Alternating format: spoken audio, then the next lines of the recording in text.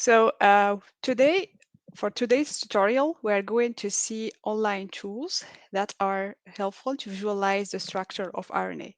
So I'm Afaf Saaidi, and I'm a former postdoc at Georgia Institute of Technology, and I'm also working as a consultant in data science in Capgemini Engineering Europe. So the goals of this tutorial, so there are many goals actually for this tutorial, but the most important is that to help you to understand the utility and drawbacks of different RNA structure visualization available tools. And the focus will be more on the latest online visualization tools. We will see some of the limitations and challenges of each tool, and then it will be up to you to choose which one to use after. And most importantly, I would like really to ensure that we will have a fun and interactive session. So whenever you have a question, don't hesitate to put it in the chat, or also you can just unmute your micro and talk, okay? So at the end of this tutorial, you have to fill in a form. It's the tutorial feedback. You will find the link here. And I will give you so I will remind you of this but at the end of the tutorial. So I'm not able to see the chat right now, but I suppose that everything is okay. So for the schedule today, we will have 3 sessions. The first one will last 1 hour and a half. It's going to be in the form of a panel lecture. We'll see the different type of the structure of RNA.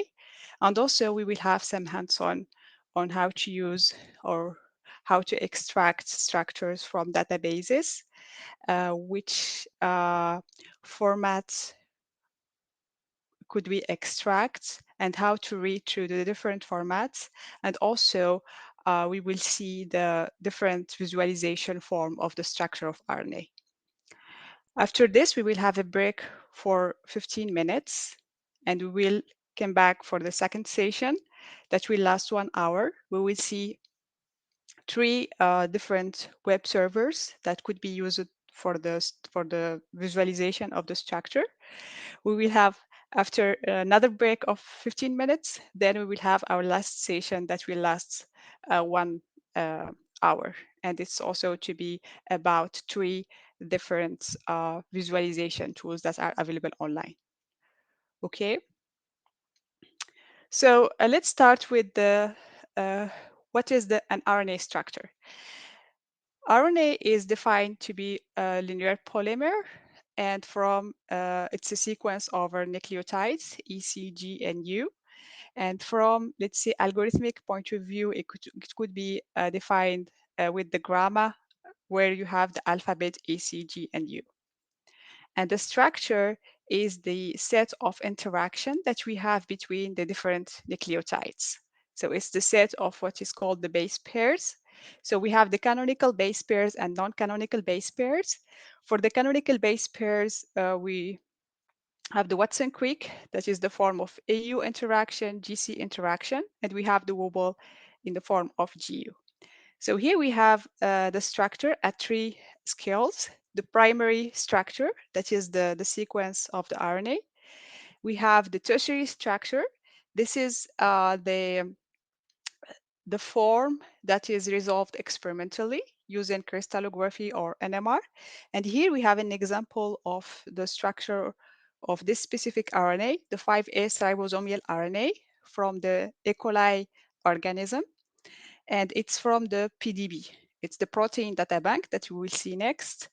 And it's when you extract the structure from the PDB, you have the resolution in angstrom. So here it says that it's 7.5 for this one.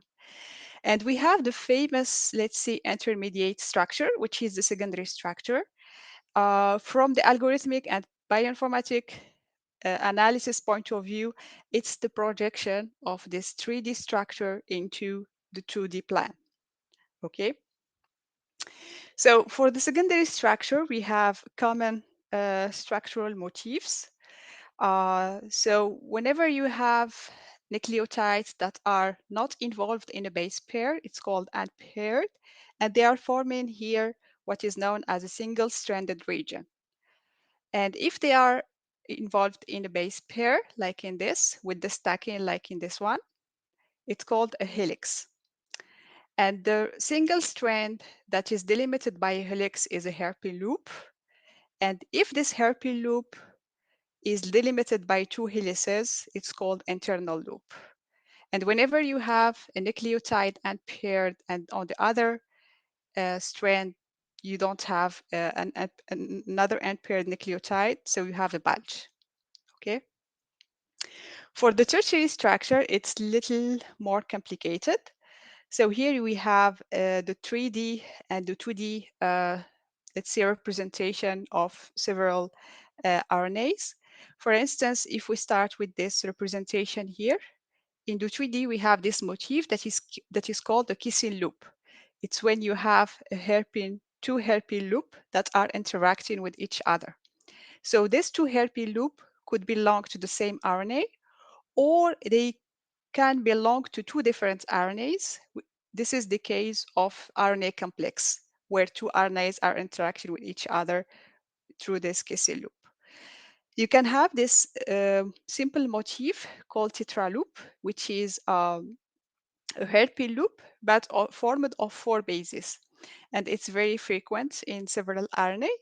And it has been shown that it plays an important role in stabilizing certain certain structures. Okay, and they have also have shown to have a very important biological function for the 16S ribosomal RNA.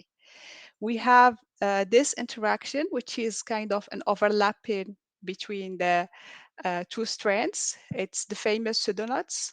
So it's very famous when you are dealing with the RNA structure. We have the key turn. It's when you have this, let's say the elbow. It's like the elbow. It has this elbow shape. So it introduced a tight king into the helical axis, and it's very useful when it comes to bind to protein binding. So it's a binding sites for proteins. We have this three-way junction when you have three helices that are interconnected with this internal loop. And also we have this G quadruplex, which is a stable motif formed essentially by sequences that are rich in guanine. Okay, and it has shown to be involved in many essential cellular processes. So all these motifs are so you can find other motifs for the from the 3D structure, but those one are the most hard, let's say, to represent graphically. However, the focus for this tutorial is more in the 2D structure. Okay, so we have to keep this in mind, but we will also deal with pseudoknots. All right, so now we will see where can we look for structural data, RNA structure.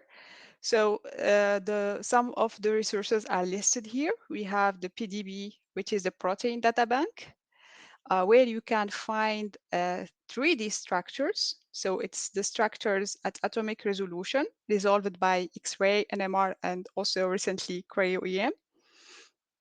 So far, we have 1,641 RNA in the PDB, and we have more than 10,000 RNA involved in complex.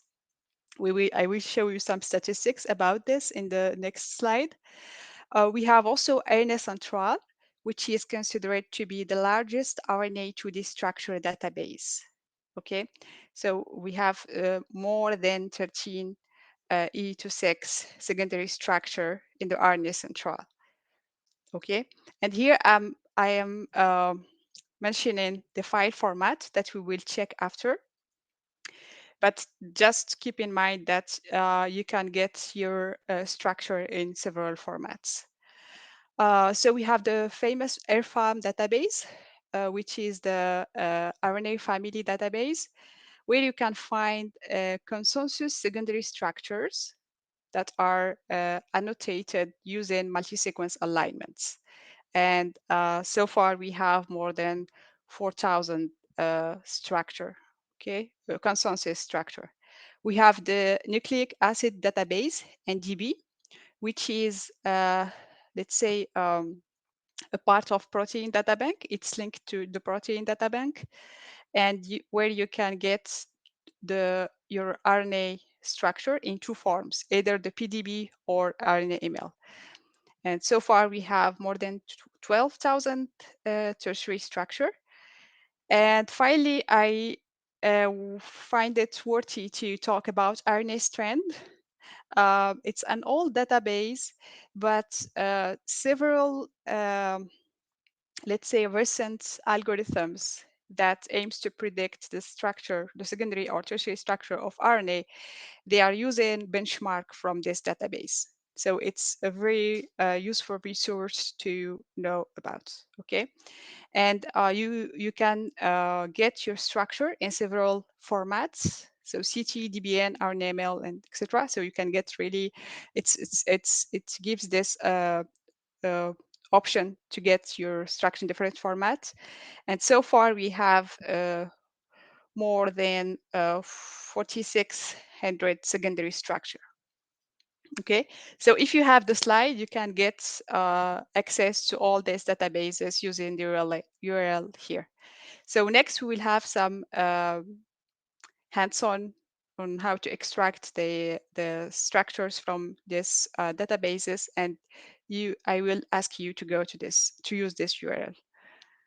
So now let's see some statistics about the number of RNA structures that are in in the protein data bank. So here we have statistics from 1978 until June 14, 2022. And so on the x-axis, you have the year. On the y-axis, you have the number of entries. In the dark blue, you have the number of structures that are released per year. And you have in the light blue, the total number, so the accumulated number over the years. Okay, so it's kind of a linear function. And we can see that in 2020, there were too many RNA released in this year, and my understanding is that a lot of people start looking at the SARS-CoV RNA, and this can explain why do we have this amount of the number of entries in 2020. So RNA could be also found in a form of a complex with a protein, okay? And here we have in 2022, we had more than 10,000 RNA involved in a complex with a protein. So now we will do some exercise, and we'll see how to browse the PDB, RNA Central, RFAM, and RNA strand databases and perform keyword-based search. So first, I want you to go to the PDB and locate this file with this ID. And this RNA actually corresponds to a frameshift simulation element from the SARS-CoV. And I want you to save it under the name fse.pdb. So we'll do this together. First, do you have any questions so far?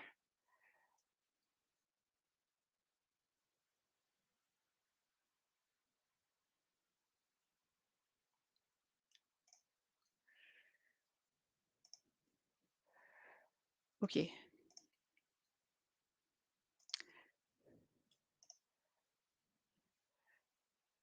So you can consider the URL here.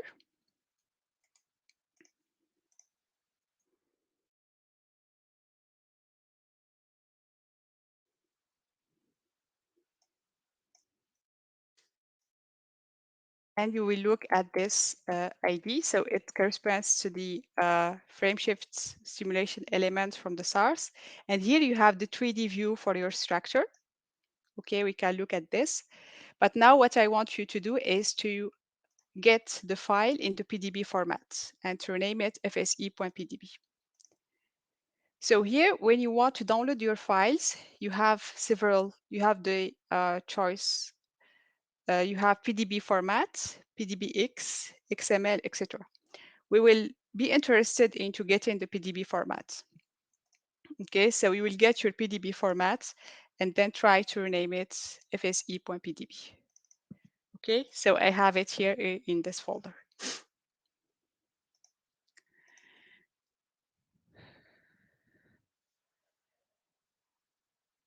Next, we will go to RNA Central and we will follow these instructions. So RNA Central.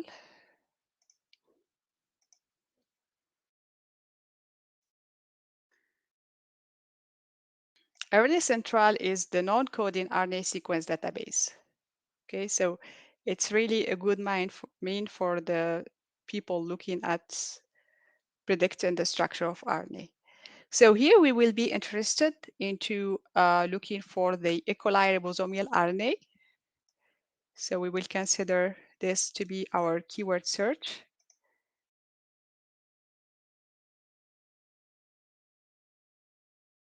All right. So on the left bar, you have several rubrics. You have RNA types. You can choose between ribosomal RNA, cytosolic RNA, etc., or transcripts. You can also define the organism that you want to work on. You can also specify which original database. So we will not talk about this, but in our database is more for sequencing data from next generation sequencing.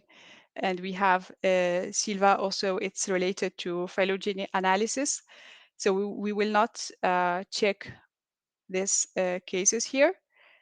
You can also specify whether you are interested in results where you have available secondary structure or not. You can also specify your link, and there are also other features.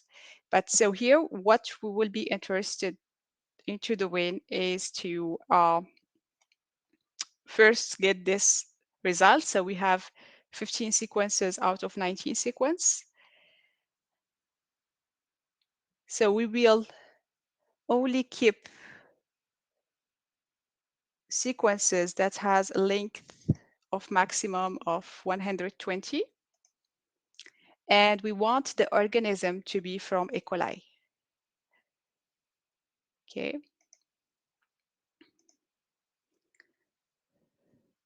So once we do this selection, we end up with three structures or three sequences.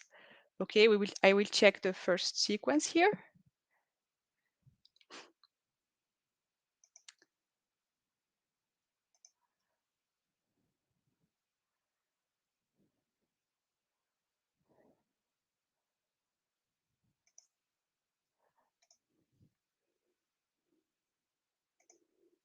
It's taking some time, but yeah.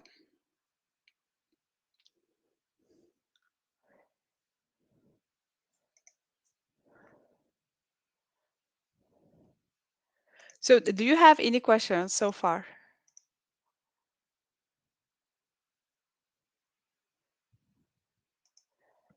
Okay.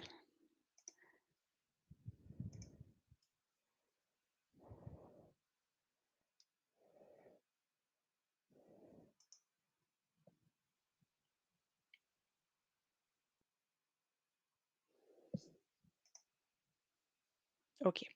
So here it does return the sequence and some other information about the annotation and all this stuff. You have also the taxonomy. But what we are interested into looking at is the 2D structure. So we will go to this rubric, 2D structure. And as you can see, we have already a visualization of this structure. However, for this exercise, we are more interested into getting the sequence and the structure, but let's say in a text format. Okay, So you have to open your editor and create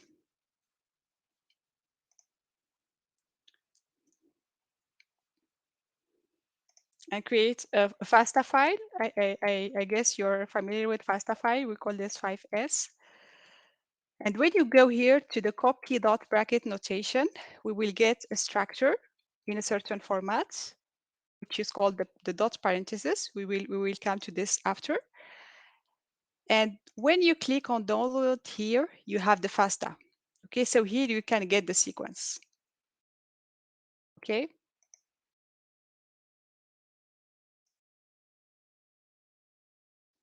And then you can save your, we will call this FASTA for now. RNA central. Okay, we will call this 5S ribosomal FASTA. Okay, so this is what I have already here. Okay, so I have something written here. I have the sequence, then I have a structure in the dot brackets. Next, we will check for the AirFarm database. Again, you can go to the URL here. Okay, the AirFarm database is a collection of RNA families. Okay, so we have this multi-sequence alignment, MSA. And for this exercise, we will get 3 different RNAs. I will show you. So search for the keyword 5S ribosomal RNA. So we will look for this keyword.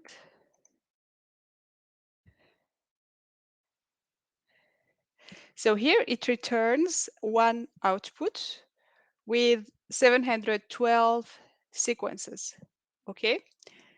So what we are going to do is that we will go to alignment. So we will click on this 5S ribosomal RNA. We will choose alignment.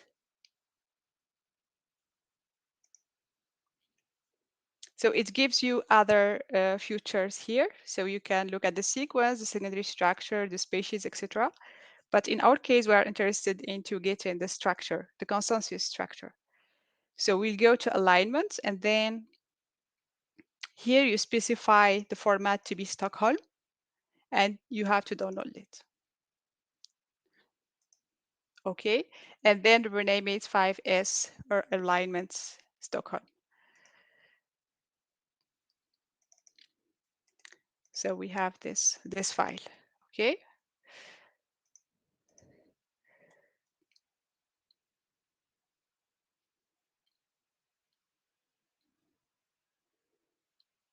So the last database that we're going to handle is the RNA strand. And I want you to be very attentive here, because it's really very important to know how to extract the structure information from RNA strand. So you will go to RNA strand, and we will search for these keywords, 5S ribosomal RNA.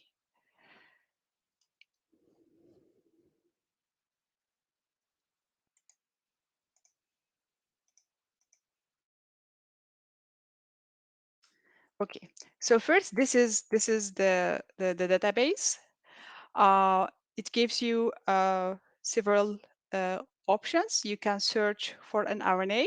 You can do some analysis. You can also submit your own structure. And the structures here, for the structures, you can see the source and the provenance of this RNA. So most of them are from the Protein Data Bank, the PDB, and also from the Gutel Lab CRW site. Okay, and you have other resources. On the right side, you have the distribution of your RNA per type. So you have transfer messenger RNA, 16S ribosomal RNA, transfer RNA, etc., etc., etc. Okay. In our case, we are interested into looking in to the 5S ribosomal RNA, but I'm not going to choose it here. I will rather go to search. And in search, I will specify 5S ribosomal RNA. So here you have this scroll list when you can decide for the type.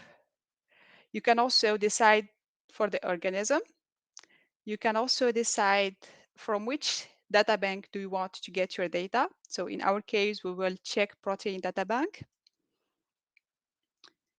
And we will also consider experimentally validated structures. So here you have the option either to get structures that are validated by NMR or X-ray or not. Okay, so we will say yes. And then we also want only, let's say, sequences that are between 15 and 16 nucleotide for the length. Okay, so here for the length, you have to choose between, and here you specify 50 and 60. And there are other parameters that could be set or modified. For instance, the number of molecules in a complex. So if you have a complex of RNA with different RNAs, you can specify the number of molecules. You can also specify the fragments. Do you want only to get the fragments separated, etc., etc. Okay. There are other features, but for now, I think those are the most important parameters that we have to set. And we will perform search. So this will return 3 RNAs from the 5S ribosomal RNA, but they have 3 different resolutions, 3 different ID from the PDB, and they are all from the PDB, and 2 of them, they have a length of 60 and one a length of 55, okay? So here we are going to do something a little bit different when we will get our structures, which is we are going to get the same structure, but in different formats. So first, we will get it in this CT. Okay, it's 1 file per entry. So if you choose CT and you download it, you will get your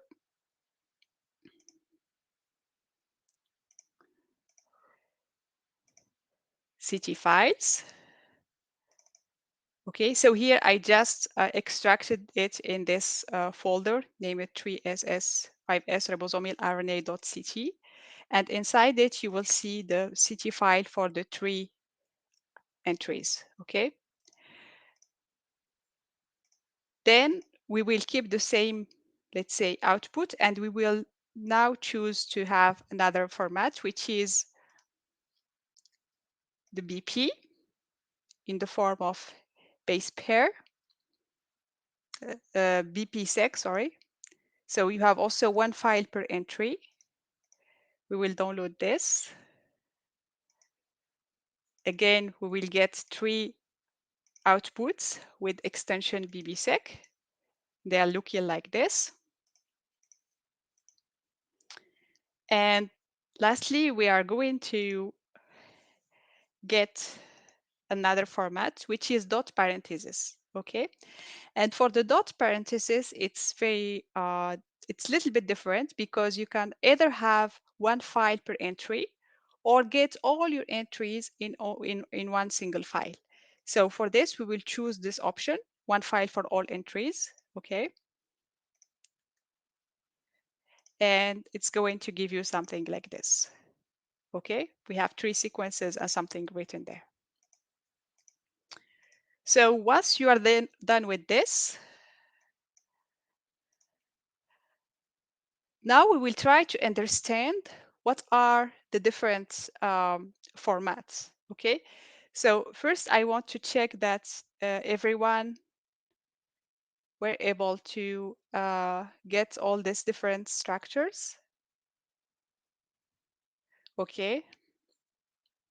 So please don't hesitate if you have any question, you can put it in the chat. Okay, so now we will check on this 5 formats. So for the RNA structure, we have, let me do this. Okay, so for the RNA structure, we can have several file formats. We have what is DB, DBN or Vienna. It's in the form of WASTA file. We have the Stockholm, which is used with the ERFAM database to represent the Washington University secondary structure formatted consensus secondary structure that includes pseudonauts. We have the BBSEC, we have the connects, which are based on a distance in the backbone of the RNA. And we have the PDB format, RNA email format, and dot plot format. We have also the tree format, etc. So we have really several possible formats for the RNA. So if you ask me why do we have this diversity in the formats, it's because so in bioinformatics, you can work on RNA from several points of view. You can look at the alignments of the sequences to get the structure. You can look at only the structure. You can look at the structure with probing data, etc. So it really depends on what is the question you are trying to solve. And so the algorithms that are developed to solve these questions, they have some specific requirements for the inputs. This is why we have this, let's say, the set of different formats. So now I want you to prepare all the files that we get together, and we will go through them to learn how to read each file format. We will start with the .db or .dbn. So that was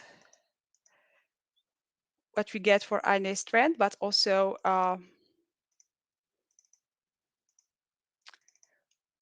from RNA central. So we call this .fa, but we can also call it .dbn. So it's a dot bracket format.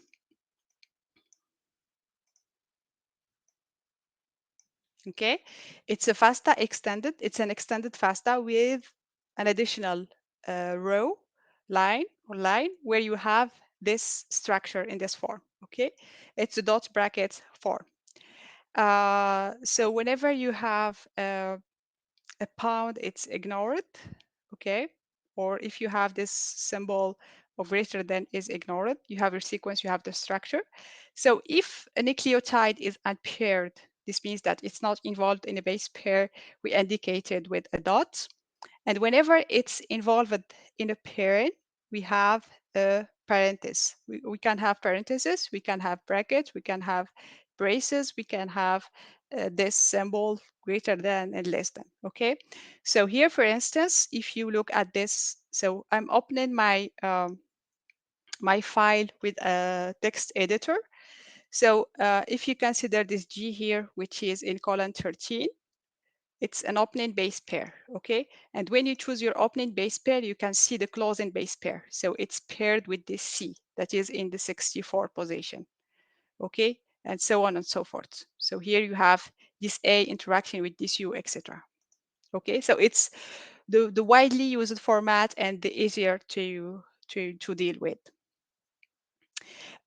Maybe you can ask, why do we have this additional way of representing the matching pairs in the case of pseudonodes? So in order to differentiate between your secondary structure and the pseudonodes, we will represent the pseudonodes with these braces. We are going to have an example next soon about this, and I will show you the utility of having this different representation of the parentheses. So now we will move to the Stockholm format that was from the alignments file. So it's with the AirFam, where we get this more than 170 outputs. So how can we read through this file? So first, this representation is useful to represent, as I mentioned before, secondary structure for RNA multiple sequence alignment. It's here you have a bounded portion of the multi-sequence alignment. Whenever you have a prefix which is bound equal, it's an additional information. So usually it's ignored. Okay. So I will just try to zoom on here so you can see my better. So here you have, so all these things are just comments. Okay. They are telling us something about the alignments. But then you have all your sequences that are aligned. So you have noticed this dash in here. It's the alignment, this meaning that we have a deletion in here. And then what we are interested into getting is more the two lines where you have GCSS cons and GCSS struct, GCRF, sorry. Okay, so here it gives us the consensus sequence among the that results from this alignment of these multiple sequences. And then we have the secondary structure consensus. That is the structure, the consensus structure from all this alignments. And this is the continuity of the alignment and also of the secondary structure consensus and RF. So whenever you have a Stockholm file format, you need to focus, if you are dealing with the structure, you need to focus on this line, okay, where you have the secondary structure consensus. So this is your structure. And of course, you have to be very careful because this structure results from the way you align your sequences. So you have to be very aware of the importance of using a good aligner. So most of the time we are using Clostal W, but then you can, in my opinion, it's better to use more than one aligner just to see if you are getting less deletions for one alignment, for one aligner than for the other. It would be better. So now we will move to the other file format, which is the connectivity table. It's a CT format. We have seen this when we check the RNA strand. Okay, and so let's see. Let's open one of the three outputs that we get from RNA strand. So it starts with a header, which is preceded with this bound again. And then you have 16, that is the number of nucleotides in your sequence. This is the sequence length. The energy, so here we don't have the energy, which is weird. We have the resolution of the structure, okay? And then, so those are the general information. So you have the header on the first line, which is general information. Then you have 6 columns, okay? So the first columns tell you the nucleotide position within the sequence. It's going to be from 1 to 60, okay? And then you will have the nucleotide annotation. So the first nucleotide of my sequence is a U. Then it tells you the position of the previous base in the backbone. So we have all the time the orientation from 5' to 3'. So in the case of 1, of course, we will put 0, okay? So just to be consistent. All right. Then we have the C4 position, the C4, the fourth column, which is the position of the next base pair. So we have 1 preceded by 0 and followed by 2. And then most importantly, we have the nucleotide to which it is paired. Okay, so here we have 1 paired to 16, 2 paired to 59, etc. And whenever you have unpaired positions, you will just put 0. Okay, so 0 if unpaired, otherwise we have the pairing. Okay, and then in the last column you have just C1 duplicated. So for certain reasons, for the development of certain tools, they were obliged just to duplicate the 6th column. So from this connectivity table, we can actually get the BB-seq, base pair seq format, which is a simplified version of this CT format. So if you go back to the your output from RNA strand, let's open the first one. So here we have a header with the pound symbol. And then we have the essential, let's say, the most important column compared to CT. So from here, what is important for us is what is the nucleotide position, what is its annotation, what is the nucleotide to which it is paired. This is the most important thing to know, okay? So this format allows actually to get these 3 columns. We have also other formats like dot plot formats. So I don't know if you are familiar with RNA-fold, but it's a tool that allows to predict the minimal free energy given an RNA sequence. And it allows also to get the base pairing probabilities of an RNA. So what I want you to do is to go to RNA-fold.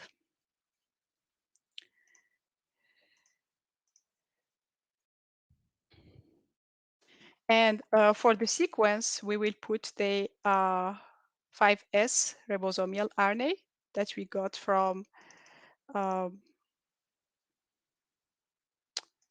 RNA strand. Why not? So we will take this sequence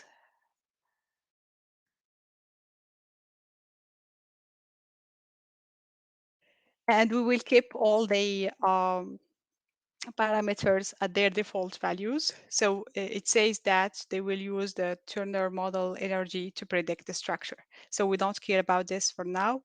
We just type our sequence and then we will proceed to get our predicted structure, and most importantly, this dot plot. And I will show you how you can open this dot plot with an editor. And after this, I will show you how can we modify this dot plots and get a graphic with only the, let's say, the dot of interest. Okay, so here you have the prediction from RNA-fold. Now you're familiar with this format, which is the base pair format. And here it says that the predicted structure, which is the minimum free energy, it has an energy of that, etc. And here you have the visualization. Okay, so what I want you to do is to get the dot plot. So you may look at the dot plot containing the base pair probability. We will consider the EPS format.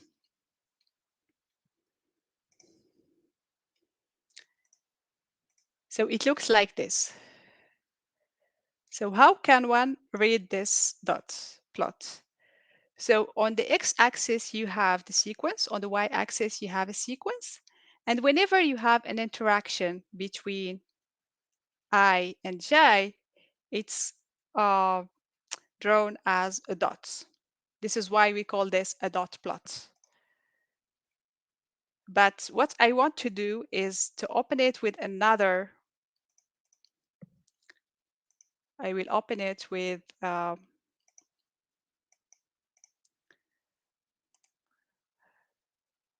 text editor. So I have just to go to download.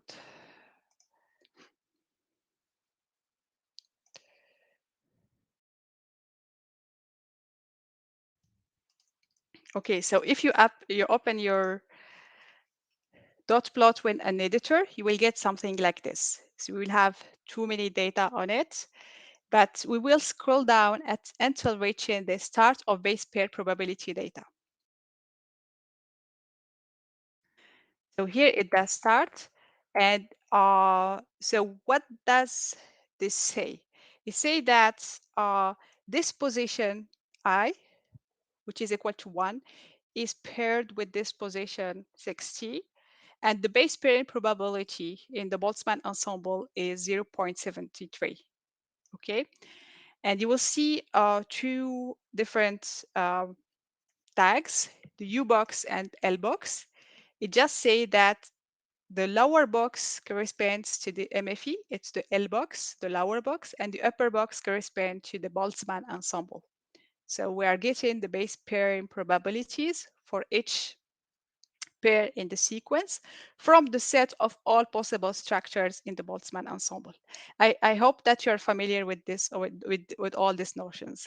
But what I wanted to show here is that you can open this dot plot using the editor, and you can actually parse these different probabilities.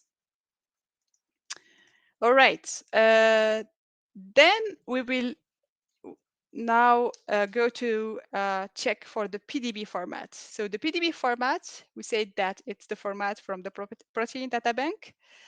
And I want you to open the fse.pdb. And as you can see, it's very hard to read through all these things. So this is the 3D structure, which tells us about the distance between the different molecules in the RNA, different atoms in the RNA. So you have the phosphate, you have the N1, the C2, O2, etc., for each single nucleotide. So it's really hard to read through all these things. Okay.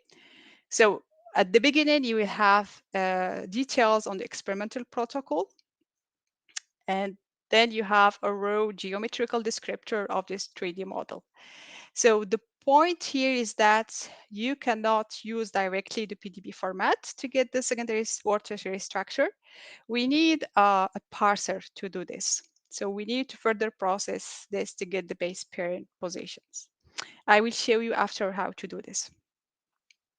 So next we'll check the RNA-ML format. So it's a format that was proposed in 2002. It's an XML format. It's like code in the for the web interfaces. Okay, it has shown to be useful to represent non-canonical base pairs and motifs. So it's more, let's say, 3D oriented, 3D structure oriented. Okay, and it's an enriched description of the tertiary structure. And actually, there is a tool that is available here. So we will open the link. So you can open the link as well to see. So it's a tool proposed by the Nucleic Acid Database, the NDB, which I said that it's related to the PDB. And you can install this tool, RNAview, in order to get the RNA-ML format from the PDB formats. Okay. So here, since it's hard to read this through this file, we can use this trick to get the RNA-ML format. However, RNA-ML format is not really practical. It's also complicated to read through it. So how can we extract the secondary structure from the PDB file? So the classic method consists into using tools such as the SR, and we had to code a little bit, but hopefully there is now a web server called RNA-PDB, which I invite you to check. And it allows to annotate the structure using the PDB files. Okay. It allows to get directly the PDB file from PDB by now in the identifier. So here we have several tabs, but we will see this in the session after the break. So for now, I want you to try to convert or to extract the structure of the frameshift elements using this web server. So what we will do is that we will consider this ID, and we will run the RNA PDB here. So the PDB ID, this is very, very practical. So you don't have to go to the data bank, protein data bank, and download your PDB file, then upload it here, but you can directly get access to this file through this portal. So we click on get, and once you get 6RZ PDB loaded, okay, so you can go further. So for now, we will just keep the features at their default values.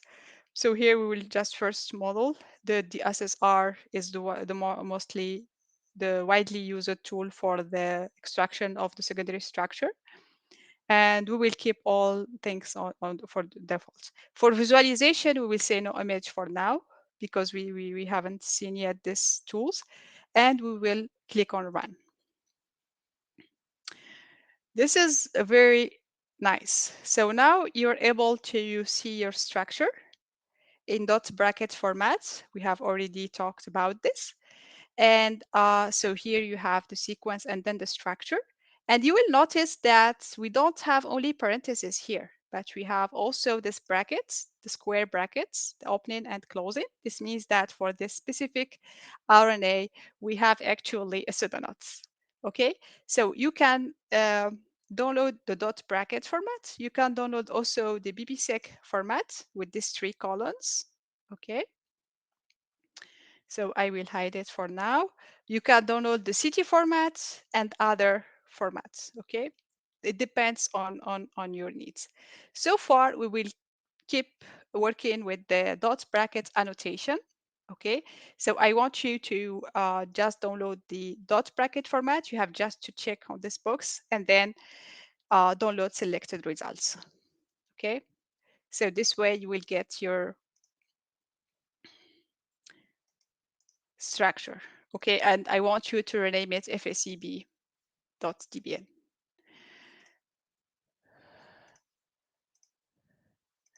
I hope that it's clear so far. So I also want you to know about this tricks in switching between formats.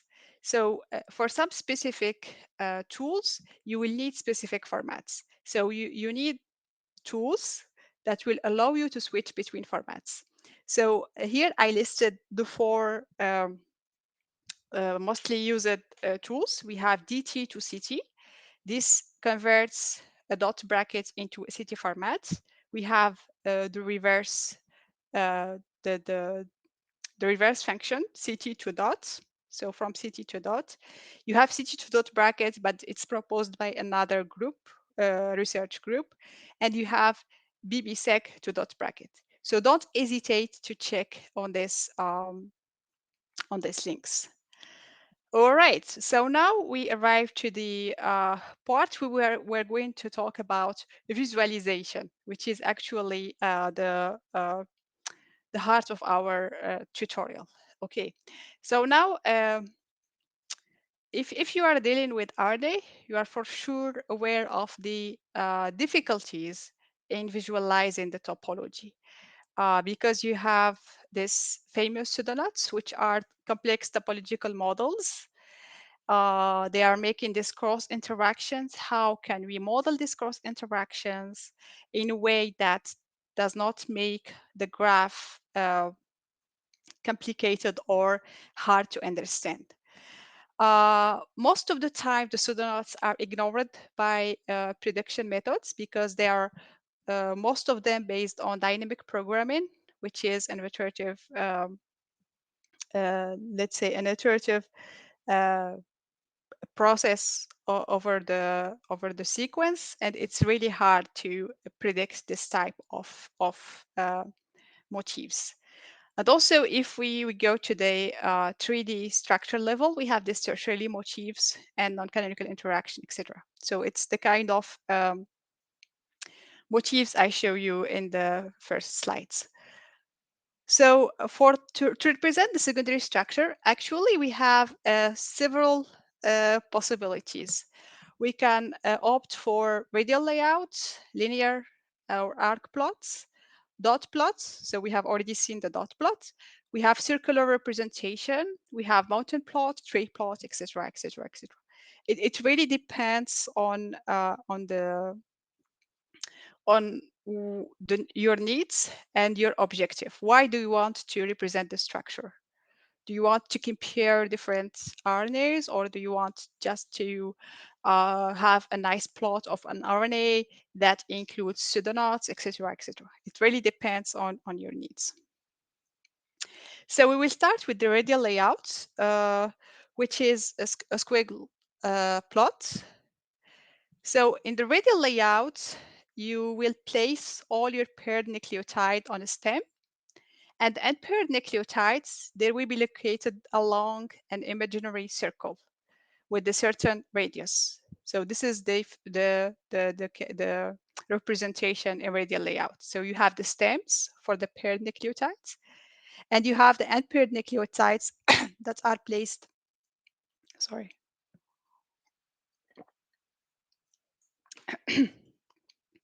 that are placed in a circle with a certain imaginary radius. But this radius should be optimal in order to have a good representation. So we will use two tools that are available online. We have a Forna tool that is proposed by Vienna Package community and the RNA tool drawer. So I want you to go to this link.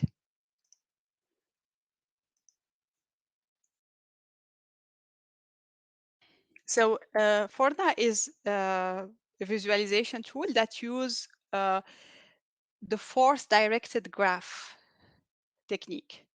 Okay, so the input could be a sequence and a secondary structure.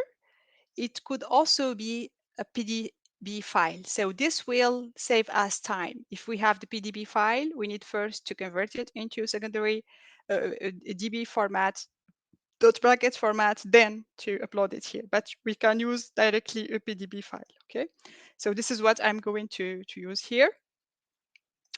And we need to choose our file. So I choose the FSE PDBN. We will submit this.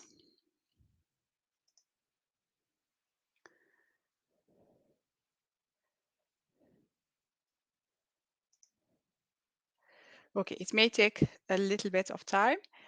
So the advantage with Forna is that the backbone is very flexible. So you can play around and try to modify the position of your nucleotides. So I'm not able to get it. Let's try again at the PDB file.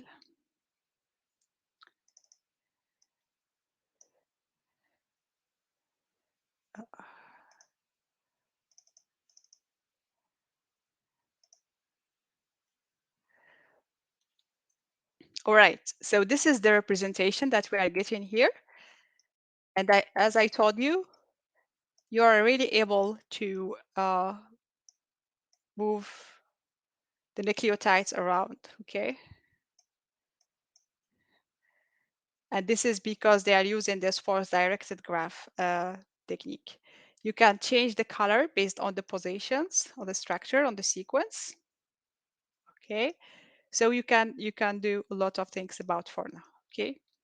And most importantly, if you want to conserve this structure, you can just save it in SVG format, PNG or JSON. So it's going to save it as it is. So if I use a PNG, for instance, I will get it as it is, okay? So this is for the Forna web server. The other web server that I want you to check is the RNA to drawer. It's a recent web server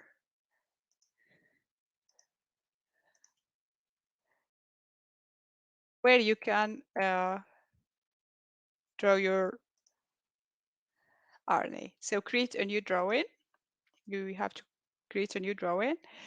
Here you have to put your sequence and you have to put your structures. And they are already giving you some examples, also with pseudonodes if you want. But in our case, we will try to put our sequence and structure. So I'm going to consider the sequence from the FSEB DBN and the corresponding structure as well. And we have to click on submit. Okay, we need an ID, so we'll call this SARS. And we will submit. Okay, so it gives you this representation of the structure. It seems to be very optimized in order to get the pseudonodes well drawn. And as you can see, if you select this one of the stems, so you have just to keep your so you have to consider one fragment here, and you can change the backbone orientation. You see? So we can get something like this, okay? And so you can also edit by changing the color of the base pairs, etc., etc. And it offers the possibility to get your structure in SVG format, in PowerPoint or layout structure. So if we consider the SVG, for instance, just to see if we're going to get this structure that we have chosen, yeah, it's the case. Indeed, it's the case. All right. So now the question is, are you satisfied with these two plots for this small RNA where you have the pseudoknots? So are we able to clearly see that we have pseudoknots? And so this is really the question. So do you have any feedbacks? I'll go back to the chat to see.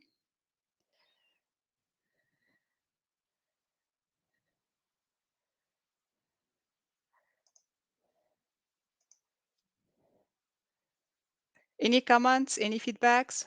Are you able to get this structures? Okay. When said yes, yeah, okay, that's good. That's good. Perfect. That's good. All right. So now there is a kind of web server that is dedicated to actually the pseudoknots. It's called the pseudo viewer. And yesterday when I checked it, it seems that they have some internal error, but we will try. So we will go to the pseudo viewer platform, and you will consider web application. Okay. So, and we will open the structure file fseb.dbn, and we will try to do a copy paste here with the sequence and with the structure.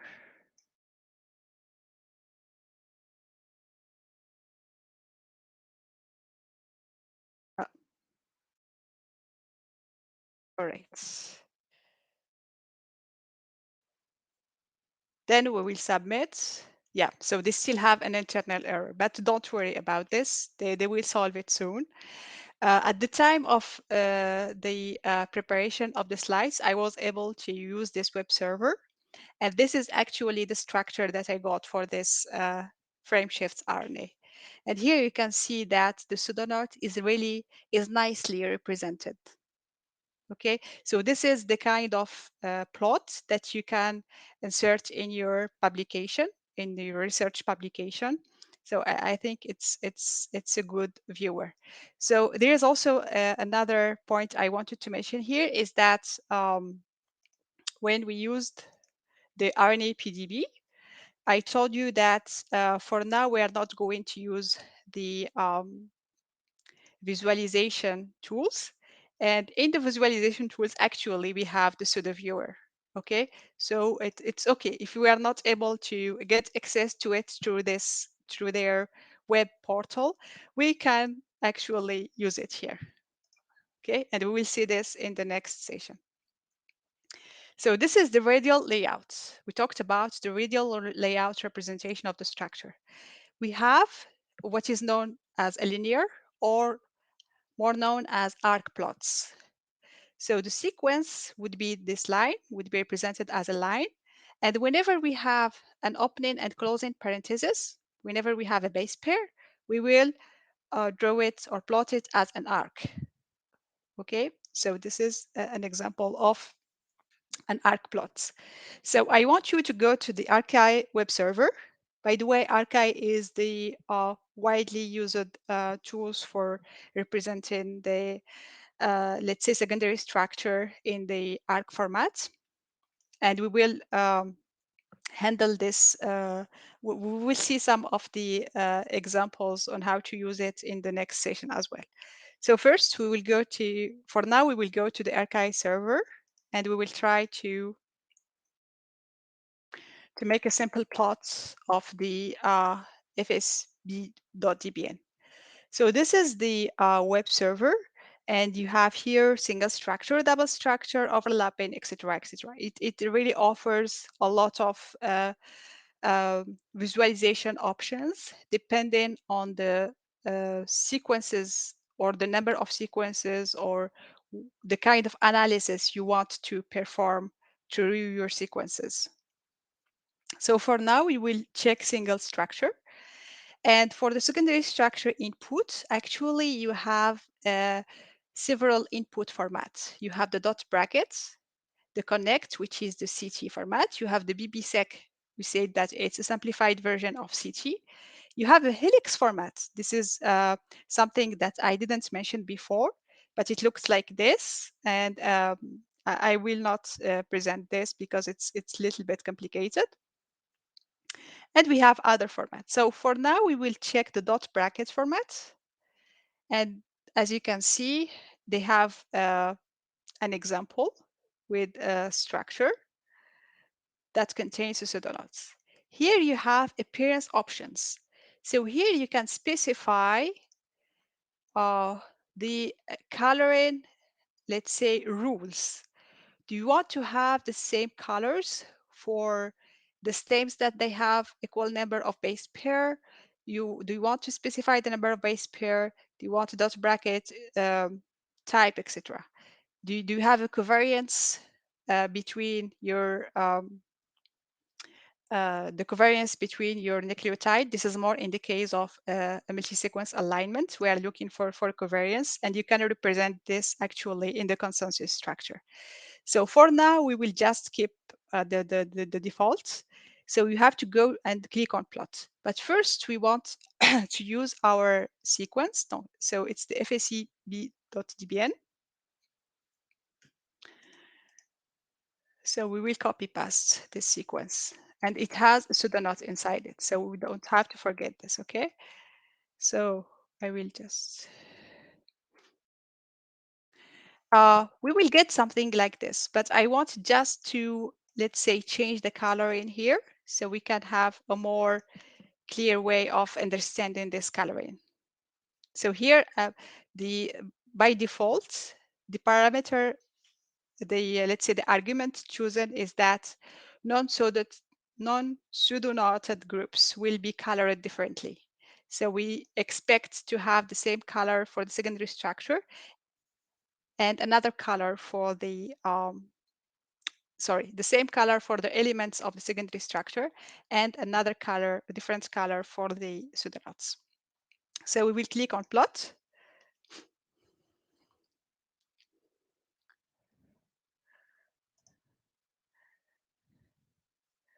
All right, so we are getting now our presentation in the form of arc plot with the secondary structure in blue and the pseudonode in green, you see? And here you have the number of base pairs. So we have 30 base pairs. 5 of them are pseudonodes. So the advantage with the visualization of archive is that you can also have an idea about the position of your sequence. So you have here the range 0, 10, 20, 30, etc. So it's very practical to use this kind of representation to insert it in your publication.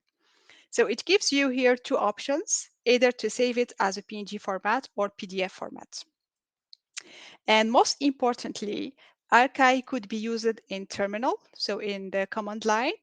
And when you are doing this processing, they will give you also the command line that you can use, actually. Okay, so that was all for the arc plot now. We will come back to this after. Now we have the dot plot that we have seen before, where I showed you how to extract the base pairing probabilities from the dot plot matrix. So we said that we have this X and Y axis that represent the sequence, and we have the base pair that is represented by a dot. It's very useful to inform about the Boltzmann ensemble with different structures. So you have this different base pairing probabilities. And hence, it reports on the different pairing probabilities between the two positive sequence. Yeah, that's it. So I want you to go back to the RNA fold web server and enter the sequence from the FSCB DBN now in the appropriate box. So the point here is not to predict the structure, but to kind of enforce the prediction algorithm to adopt our structure. Sometimes it does not work because if you are imposing kind of hard constraints, uh, they are not really taken into account. So we will just try just to show you how it should go. So we'll put the sequence here. And here you have show constraint folding. So here you can impose your own structure. We don't want to have a prediction, a pure prediction based only on the sequence, but we want also to have a prediction that will take into account our constraints. So for the constraints, it says that whenever you want to force a nucleotide to be paired, you will use this symbol. If you don't want to have any constraint on a position, you will put this symbol. X for base must not pair, etc., etc. So what we will do is that we will consider our example here. We will consider our structure and we will try to format the structure in a way to impose this constraint. So base must not pair, it should be an X. So we will just replace all the dots with the X, right? And I will replace all the brackets with this symbol.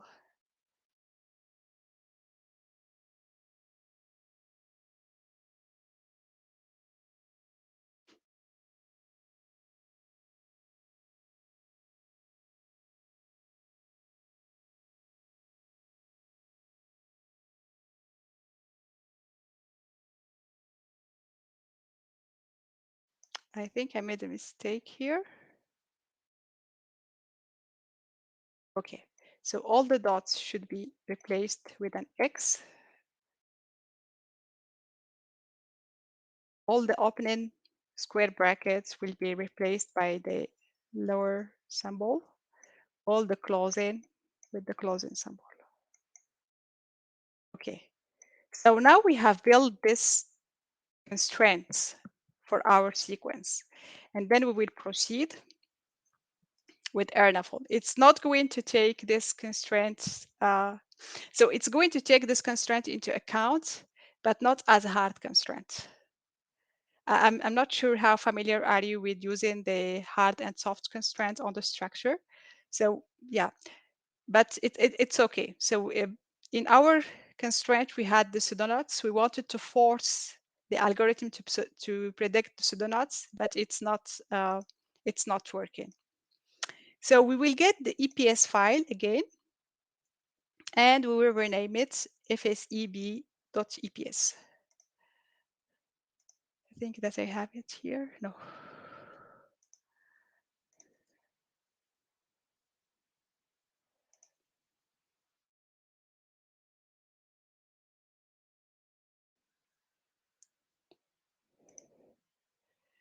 So we will rename it fseb.ps.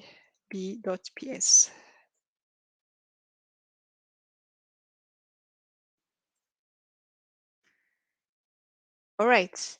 And the RNA fold is also offering, in addition to this, let's say, linear layout representation of the structure, we have something called the mountain plot.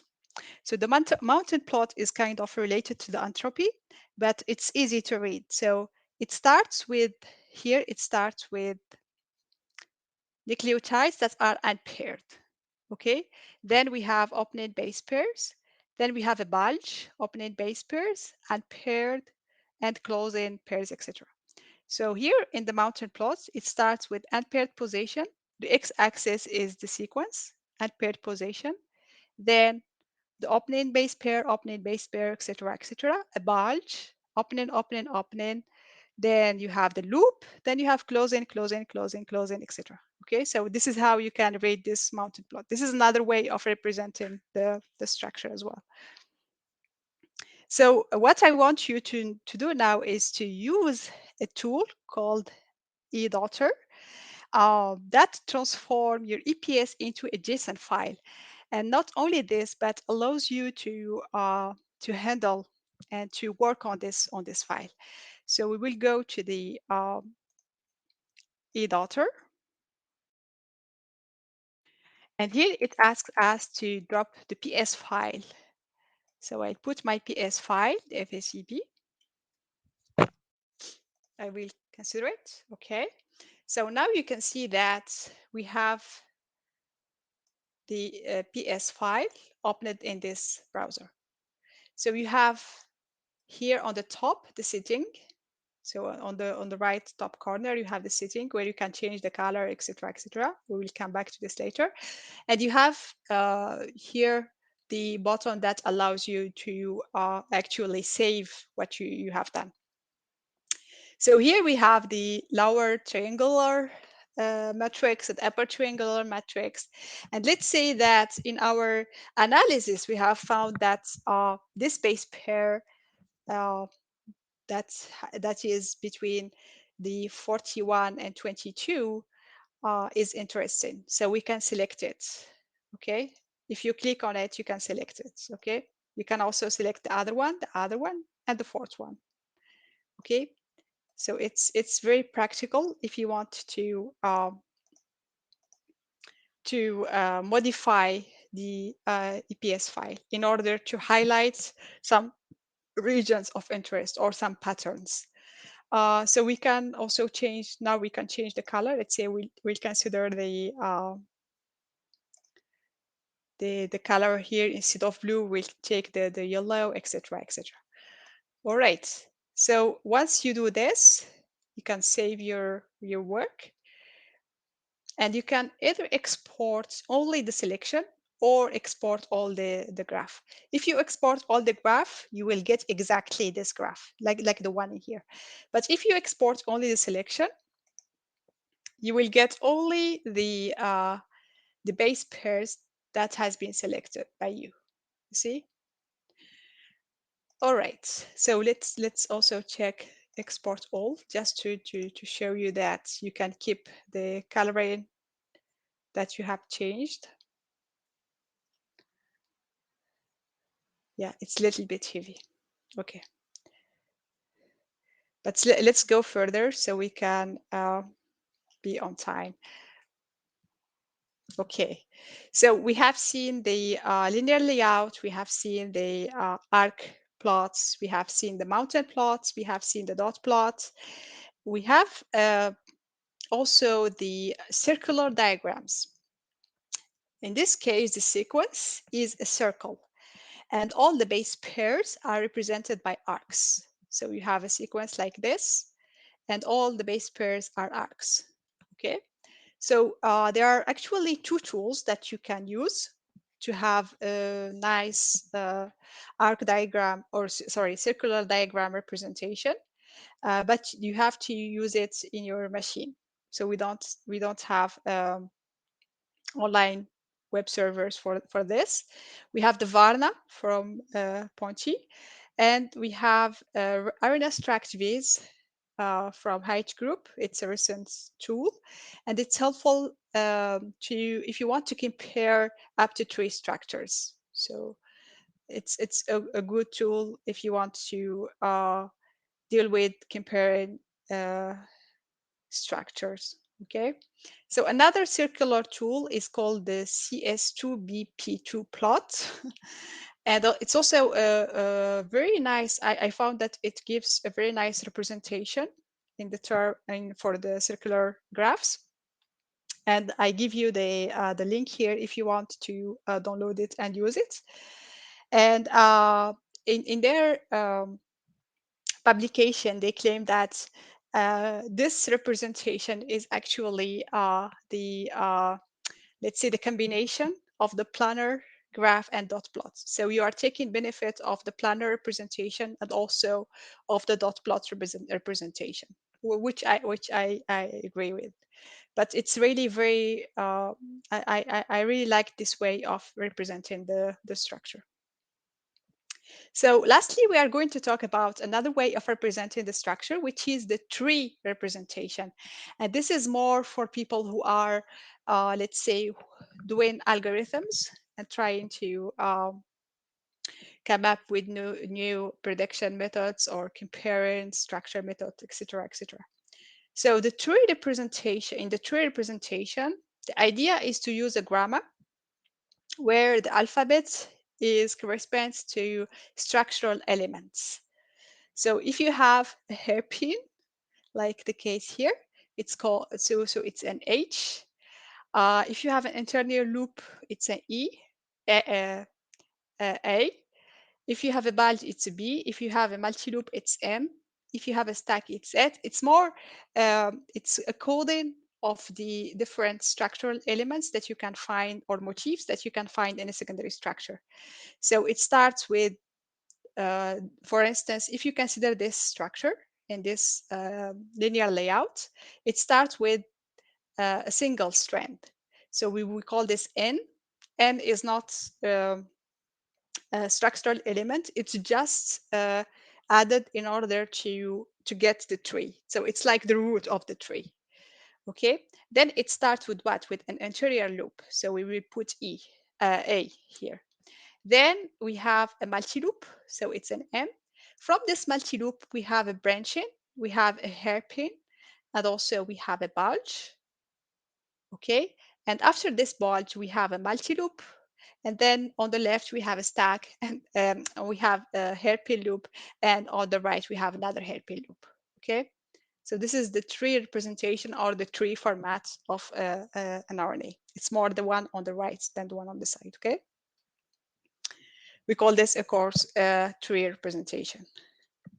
But as I said, it's more for people who are doing algorithmic. So it's more for this. So the question now is, which tool should we use? And as I said before, it depends really on your needs. It depends on how at ease are you with the formats. It also depends on the purpose. Do you want to compare structures? Do you want only to draw a structure, etc., etc.? So for the next two sections, we will see 6 online visualization tools in more details. And I hope that so far you were able to get all the files from the databases. You now are able to understand how to read through the files, etc., etc. So I will go back to the chat to see if you have any questions.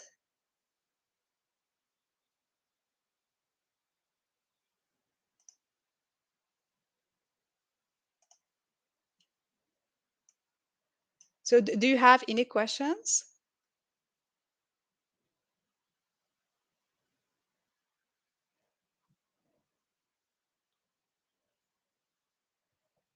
So don't hesitate to turn on your audio or video.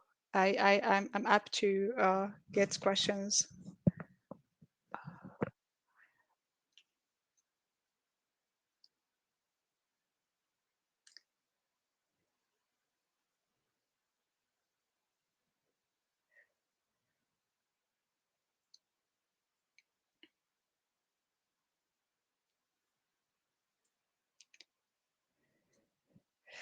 So I assume that everything was clear. And so we have 4 minutes left before the break. Okay, there is a question in QA. Okay, how do you know when you have the most accurate plot? Okay, it depends on what do you mean by accurate plots. So if you have your sequence and if you have your structure, the idea is that you want to plot your structure in a way to show or to highlight what you want to show to the reviewer or to the reader. Okay. So what do you mean by accurate plots? Adelaide?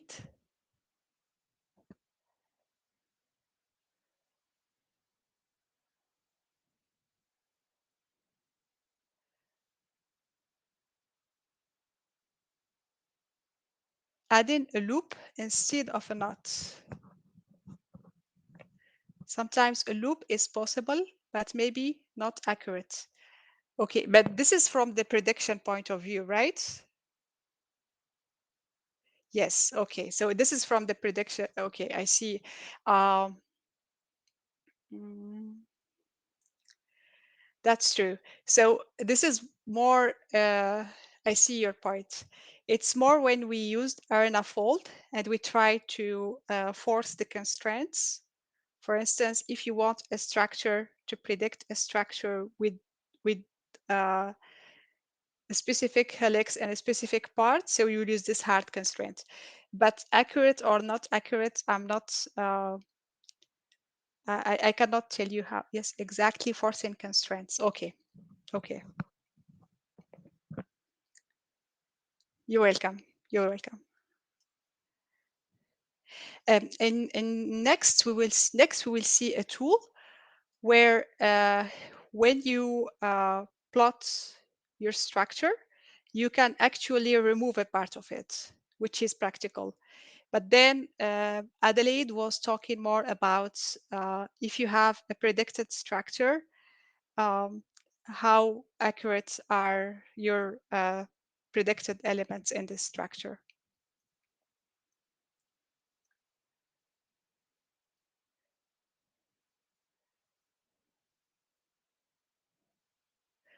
All right.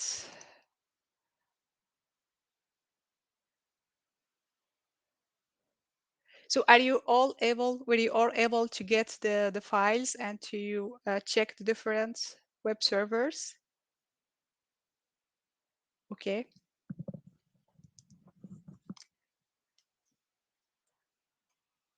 So we will take a break of 15 minutes and we'll be back. So let me go back to the schedule. We will be back at 10:45. Thank you.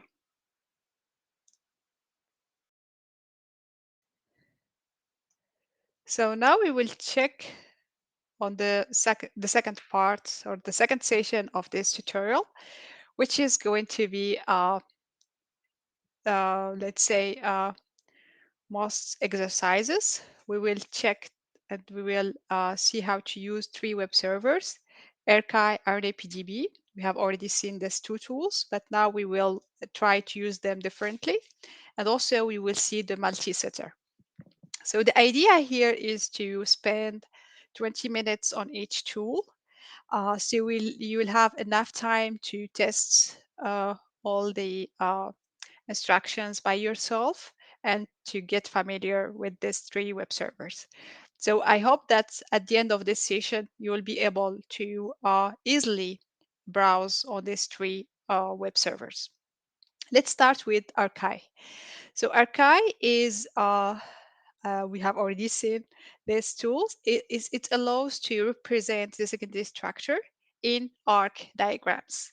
It's very helpful when you want to compare 2 structures. You want to check the overlapping of 2 structures and the common base pairs of 2 structures, etc., etc.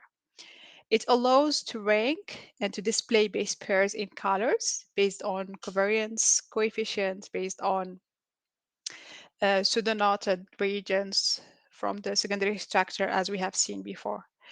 And also it allows to visualize the covariance information in the presence of an MSA, multi-sequence alignment. So we will go to the Archive web server and we will try to spend now more time on this web server to understand more the different functionalities.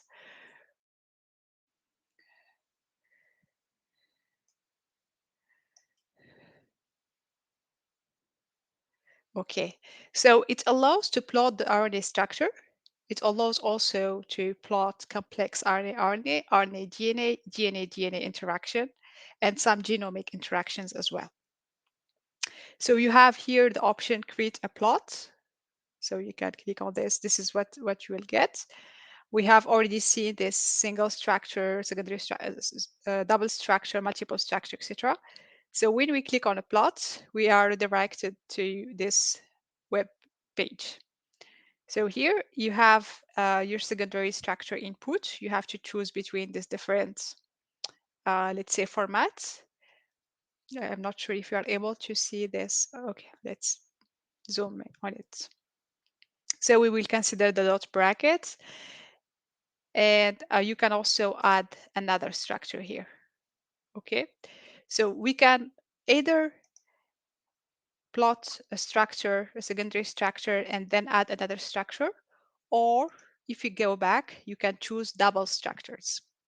So for this particular exercise, we will go to double structures. And we will choose the dot bracket format. So it's dot bracket format. Okay, I want you to go to the file FSE, 3SS.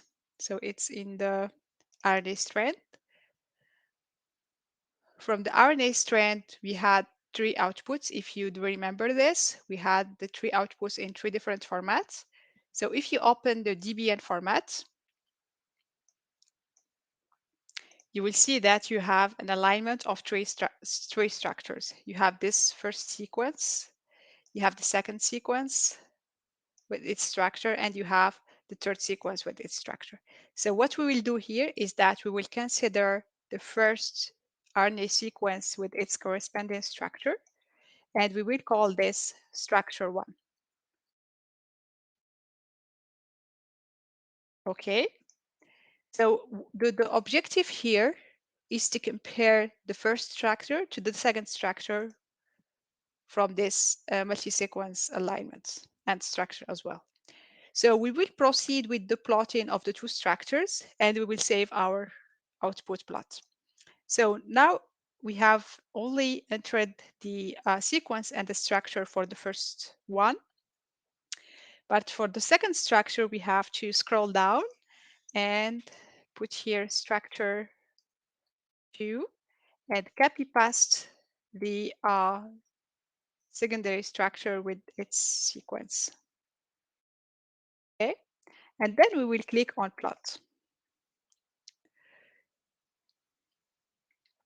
I forgot to show you the coloring here. So for the second structure, it's going to be in green. And for the first structure, it's going to be in blue. This is the by default, but we can choose this change this coloring. So here it's a way of comparing two structures. So from this multi-sequence alignment and structure, we extracted the two structures and we plot the two structures on the same axis. You may see that some of the base pairs they are in common between these two structures, like the case here. But it's not the case, for instance, for this base pair in here, and neither for this one in here. Okay. And from the secondary structure of the second RNA, we have more base pairs, the three base pairs that are here but not here. So it's not really practical to use this kind of visualization with this parameterization if the objective is to compare these two structures. So we are getting this figure in here. So now what we want to do is more to be able to say, well, these base pairs are specific to the first RNA, and those base pairs are specific to the second RNA, and those one are in common. So what we will do is that, so we have to go back.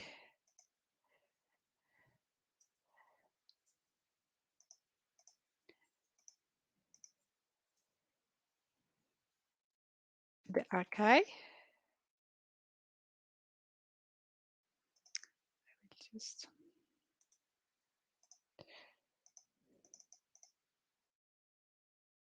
okay, so choose double structure, choose dot bracket format, consider this to be my first RNA, I will call it RNA1 or structure 1, and consider the other one to be my second RNA. I will call this RNA2. Okay. So now what we will do is that instead of proceeding with the default parameterization, we will do we'll check the box plot structure as a known reference. So here, add another structure plot. You have two options. You have plot structure as individual structure, which means that it's unrelated to the structure that we're trying to plot in here, or use it as a reference. Okay, and here we can just change the color to let's say to cyan or red or fuchsia. Okay, let's consider this coloring. So we don't have pseudonodes here. Our structure will be plots with this color, and the structure of reference will be in fuchsia. Okay, we will proceed with plot.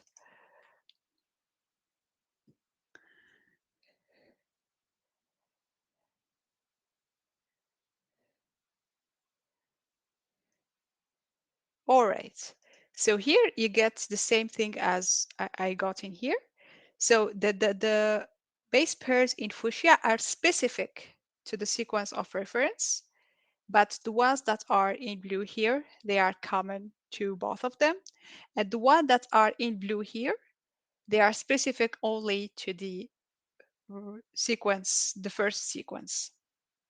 Okay, so if you look at this representation here, so we have all these base pairs in common, so they are represented here in blue. Then we have these three base pairs in common as well, so they are here. But then we have something specific to the green one, which is in fuchsia represented here. We have those in common, and we have these two base pairs here that are specific to the blue one, which are represented here, to show that those two base pairs are really specific to my first structure. And I think it's a good way to show the common, the overlapping base pairs between two structures. But as you can see, this way of representing is limited to two structures. So you cannot compare more than two structures with this arc diagrams. So I will check first if everything is okay with archive. So do you have questions? Any questions? So were you able to produce this results? Yes. Okay. Okay. Perfect. That's good. Perfect. So so maybe we can move to the RNA PDB. We still have time. So please copy this link again. I don't know if you were able to get the readme links.txt. It's from the Genolive. I put it into Genolive platform.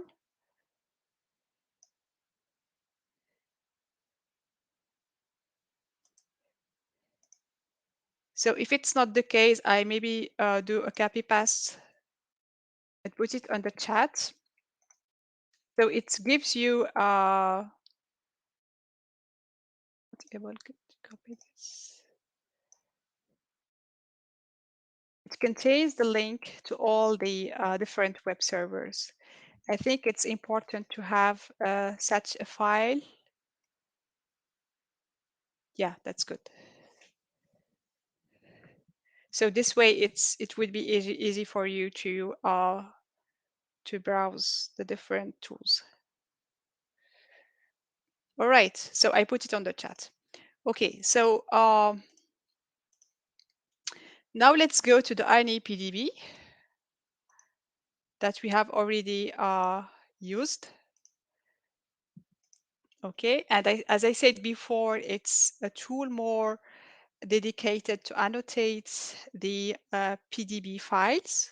So from the protein data bank, it's the 3D structure. And the idea is to extract the secondary structure.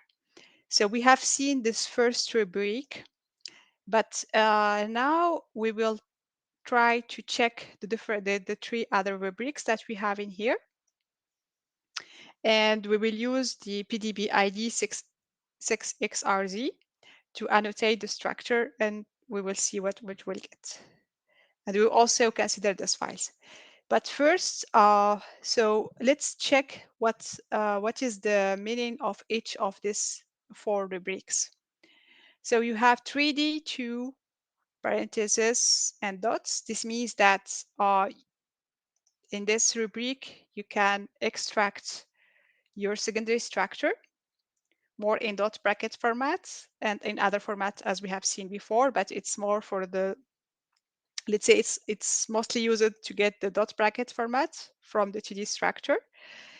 2D to structure, it's the secondary structure that you have here and you want to visualize. You have the secondary structure to an image, so it's more for the visualization. And you have the 3D to multi 2D. So there is an important point that I haven't mentioned before, is that it's not really obvious to extract the secondary structure from the 3D structure. Because, so suppose that you have an RNA when you have pseudoknots. Should you consider the pseudoknots to be a part of the secondary structure and the alternative to be the pseudoknots, or you should consider the opposite?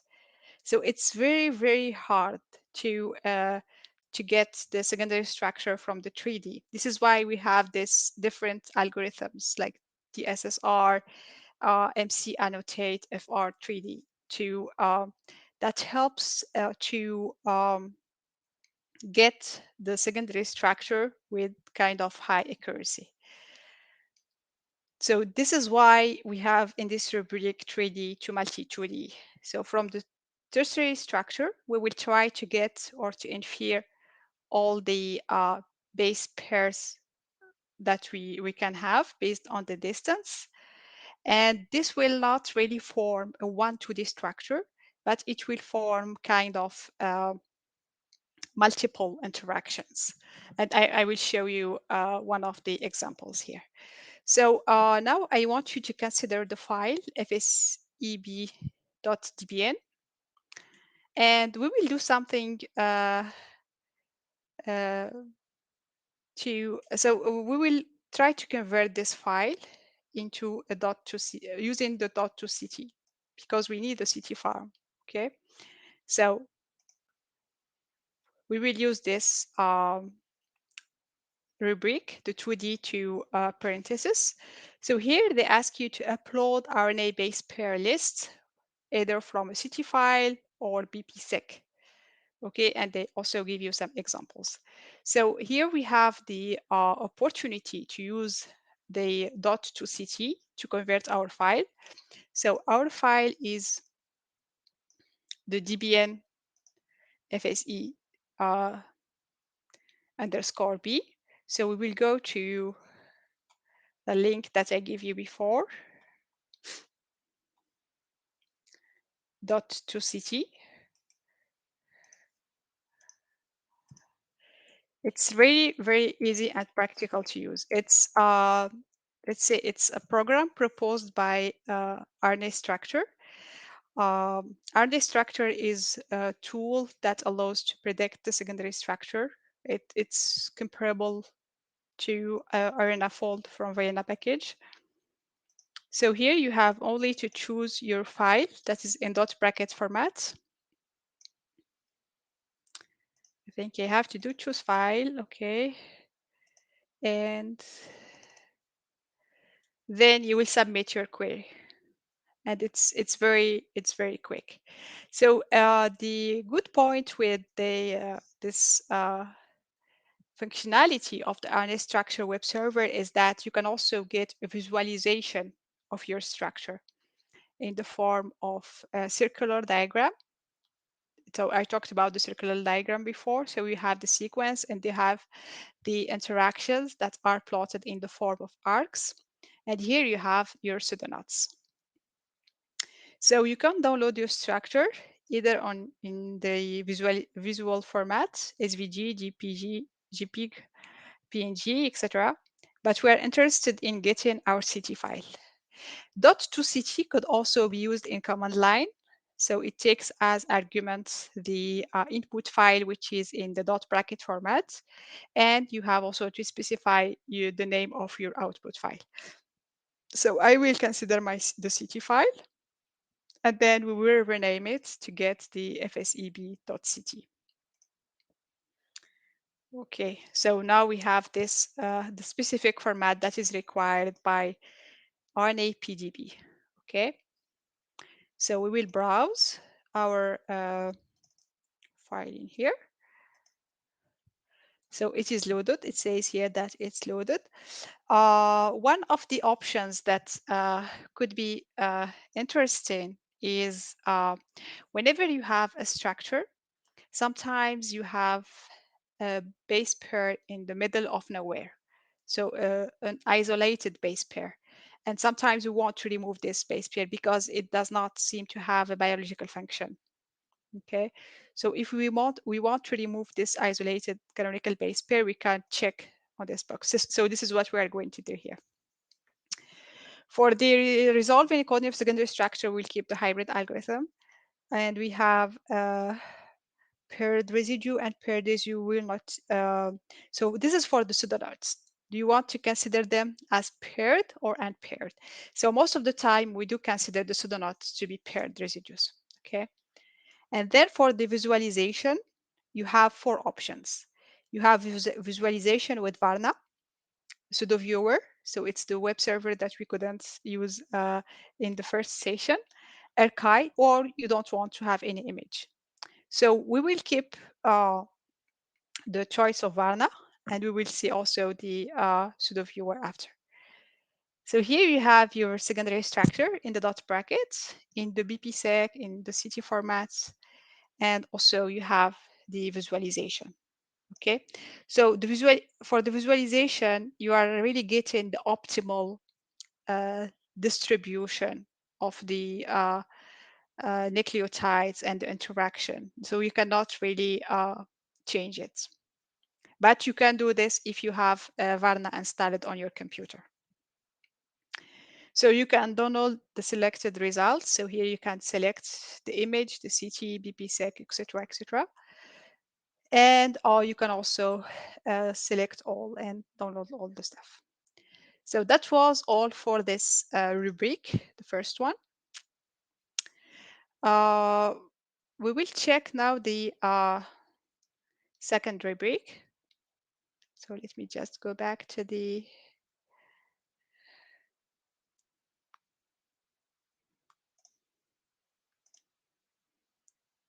So that was the second rubric. The third rubric, you have to upload a dot bracket, and it's really specific to the visualization. So it's the same thing as in here, except that the input format is not CT or BPSec, but it's a dot bracket, and you will get the visualization. So we will browse the fseb.dbn, and instead of using Varna, we will use pseudo viewer.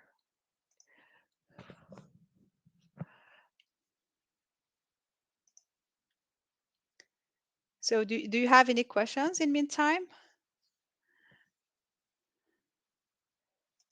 Okay. All right, so we have the same thing. We have the structure in different formats, and we have the image that is generated by pseudo viewer. And again, you cannot really handle this structure. It's the optimal arrangement, again, that is reported here when you are trying to draw the image, to draw the structure. So let's check for the third option, which is archive. So we will keep the same thing. We will consider the DBN format, which is the parenthesis. and we will try to plot with RCI. So this is the results that you are getting. But however, we do see that we have a single base pair here. I don't know if they are offering the option here to remove. No, they are not offering this option. But okay, this is a good example. So you can see here that we have this isolated base pair in here. So RNA-PDB is useful in order to extract the secondary structural information from the PDB files. It's useful to convert also from PDB to CT files, to dot bracket files, to other formats. It's also useful for visualization. So it has these 3 programs embedded on it. The only drawback is that you cannot adjust for the figure. It really returns the optimal, let's say, representation that one can have. So now we will check the last rubric, which is 3D to multi-2D. And here actually, since we will deal with the 3D structure, we will need the PDB. So what we will do is that we will, instead of uploading our file, we'll do what we have done before, just to keep insisting that you don't need to go to the PDB and look for the file. You can directly get your file through the RNA PDB. It's really very, very practical. So the PDB is loaded. So here you have some options, like do you want only one model for the extraction of your structure, or you want to use all models? Do you want to include non-canonical base pairs? Do you want to remove isolated and canonical base pair, etc., etc.? So we will keep stuff on by default, and we will do a run. I want just to show you the multi 2D representation from the 3D structure.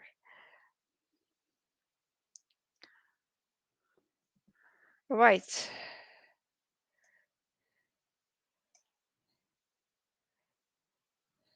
So this is the output of this experiments here. So we have the, it tells you what are the, let's say the helices that you have. We have a helix of 2 base pairs from 3 to 12. We have a helix of 9 base pairs. We have another of 2 base pairs. We have another of 5 base pairs, etc., etc. So it's really complicated to read through this representation, but it's, let's say that if you are dealing with the 3D structure and you want really to extract the maximum information from this structure, you have interest into looking at this different, let's say, substructures that you are getting from the 3D, and not only concentrating your work on the secondary structure. So here they are testing several algorithms, and it seems that they are all given the same the same structure in here, the consensus structure. Okay, so let's see. For this web server, we have a help page where you can see how to use the RNA-PDB, 3D scenario, 2D scenario, image scenario, multiple scenario. And I really invite you to check this documentation, because it explains more or more briefly the different algorithms that are behind the conversion or extraction of the secondary structure from the 3D. Okay, so we are done with the RNA-PDB. Now we will move to the third tool, which is multi-setter. So multi-setter is a web server that is more suitable to deal with multiple RNA 3D structure. So if you want to compare different 3D structures, so we'll for sure use the PDB files here. So I want you to go to multi-setter.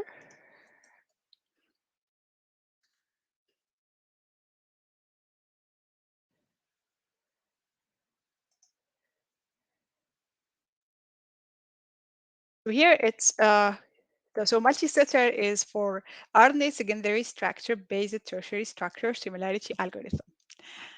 Okay, so here you have the setter pairwise RNA alignments, and also you have multiple RNA alignments. So if you have several structures that you would like to compare. So here it's more the 3D. Okay, so we will start with the pairwise RNA alignments. This means that we will consider two RNA molecules. The advantage with this web server is that it's like the RNA PDB. You can either upload your PDB file, or you can only put the code, the identifier in the PDB, which is I found very practical. So for our exercise, we will first try to compare these two RNAs with these two identifier. So consider the one DFU here, PDB code, and we have the 3540 as a second, to be the second RNA molecule. So you can specify the chain if you have, if you are interested into looking at in a specific chain in your PDB structure, because sometimes it could be a complex of RNA proteins or several proteins and a small chunk of RNA. So you're interested in a specific chain. So after specifying these two identifier, it's very, very easy. So you have just to run setter. But before, let's see some of the parameters here. Um, they are really specific to the, let's say, the arguments that we have in the PDB file. Since we haven't seen those arguments, we cannot really decide to adjust those values. So we'll just keep the values by default. So if you want to know more about these values, you can just check the icon that we have here. Okay, and then you can modify this parameters. So we will keep the parameters in their default values, and we will run the setter. So here you have this two RNA molecules that are compared. Um, if you are in the dynamic simulation, you are very familiar with the RMSD, which is the root mean square deviation between the p atoms. And the lower it is, the better let's say the more common base pairs, not base pairs, but the more common structure the two RNA are adopting, the more similar. So here you have your first RNA molecule. We will just change the color just to be able to see it more in details. And you have the second RNA molecule in blue. So if you look at the first one, so this is a GS mode visualization. You can zoom and dezoom, and also you can play around. You can move it upward, forward, etc. So in yellow, you have the first molecule. And as you can see, it's not a simple RNA, but it's an RNA in a complex, because you have here your protein. You can see the beta sheet here, and you can see the alpha fold here, the alpha helix. So the rest is the RNA, okay?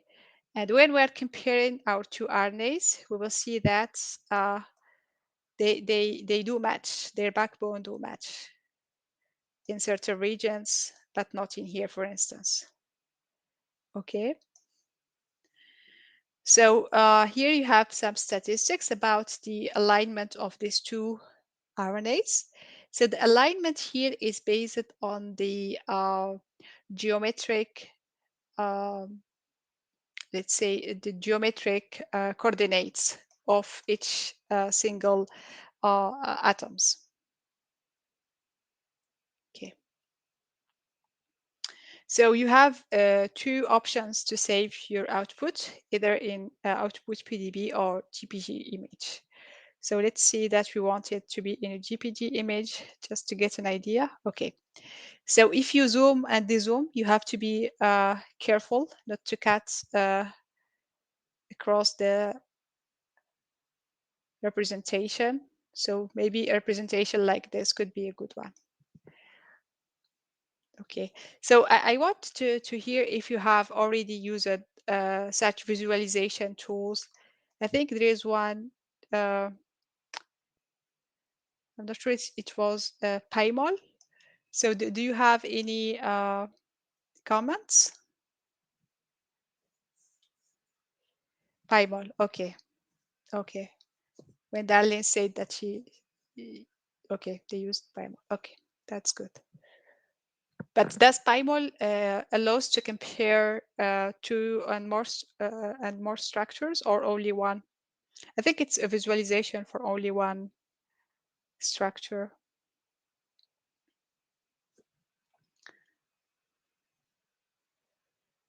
Okay, so we will see this after.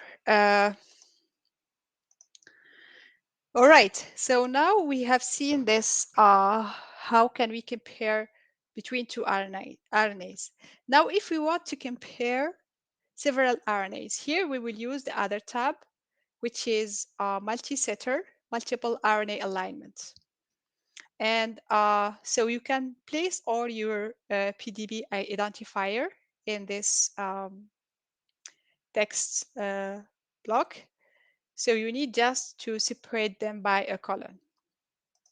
So here we have this 4 identifier that we will put copy paste, and we will separate them with a colon.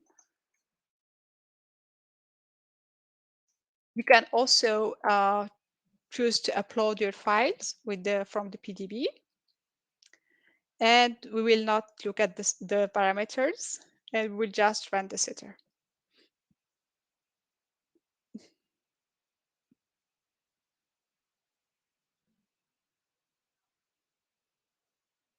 Okay, so so here it says that the web server was successful in getting all the structures, and the running is done. So where can we find the results? So you have to go to the other folder. Here you have results. Okay, no results were found. Let's repeat this. 300. Maybe it's because of the space. That's the blank space ran setter.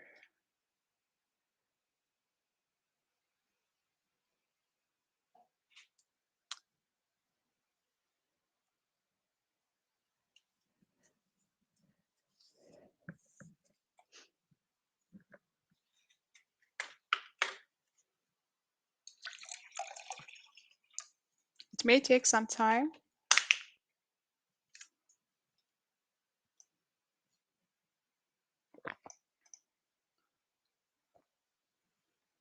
So it was 1 DFU, 3, 5, 4D, 3D, etc. Okay.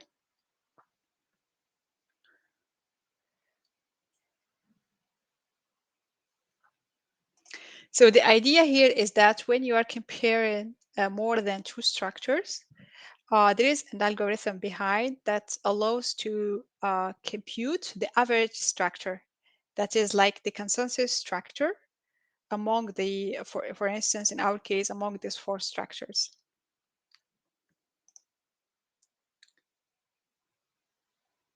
I will just refresh the, okay, multiple alignments and run setter.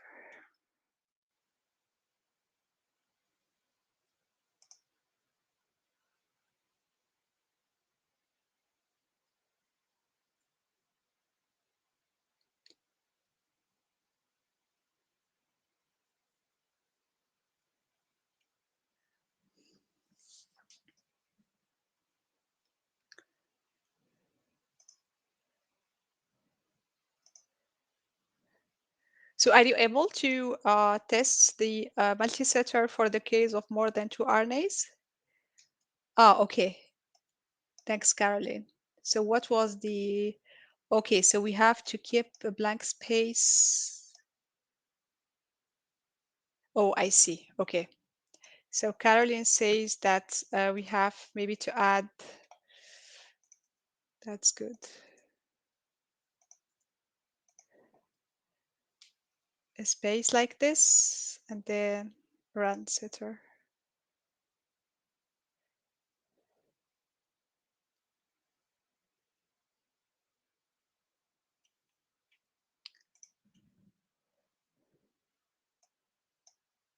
Okay.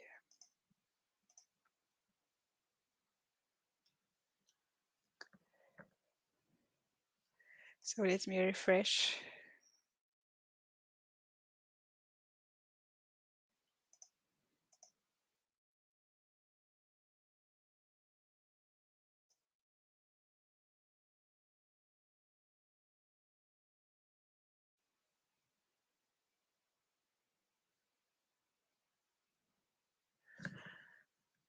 Well, it's not working for me.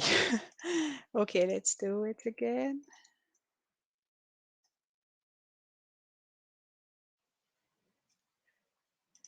So does it work for everyone apart for Caroline?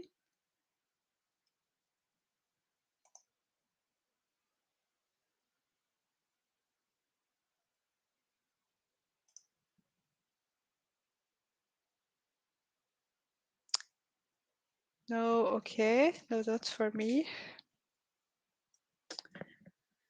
So what do you mean by no dot when there? What do you mean by what no dot for me? You mean you didn't put the colon?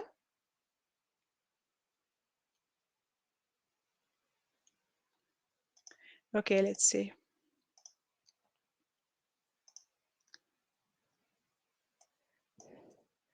We will do something very basic. Let's consider what they are putting here.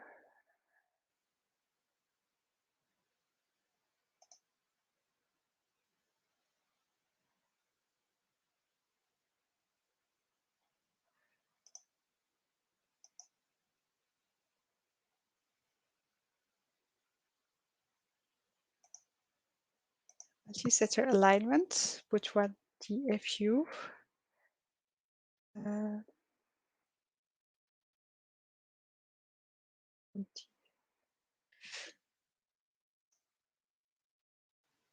Okay, so it's working.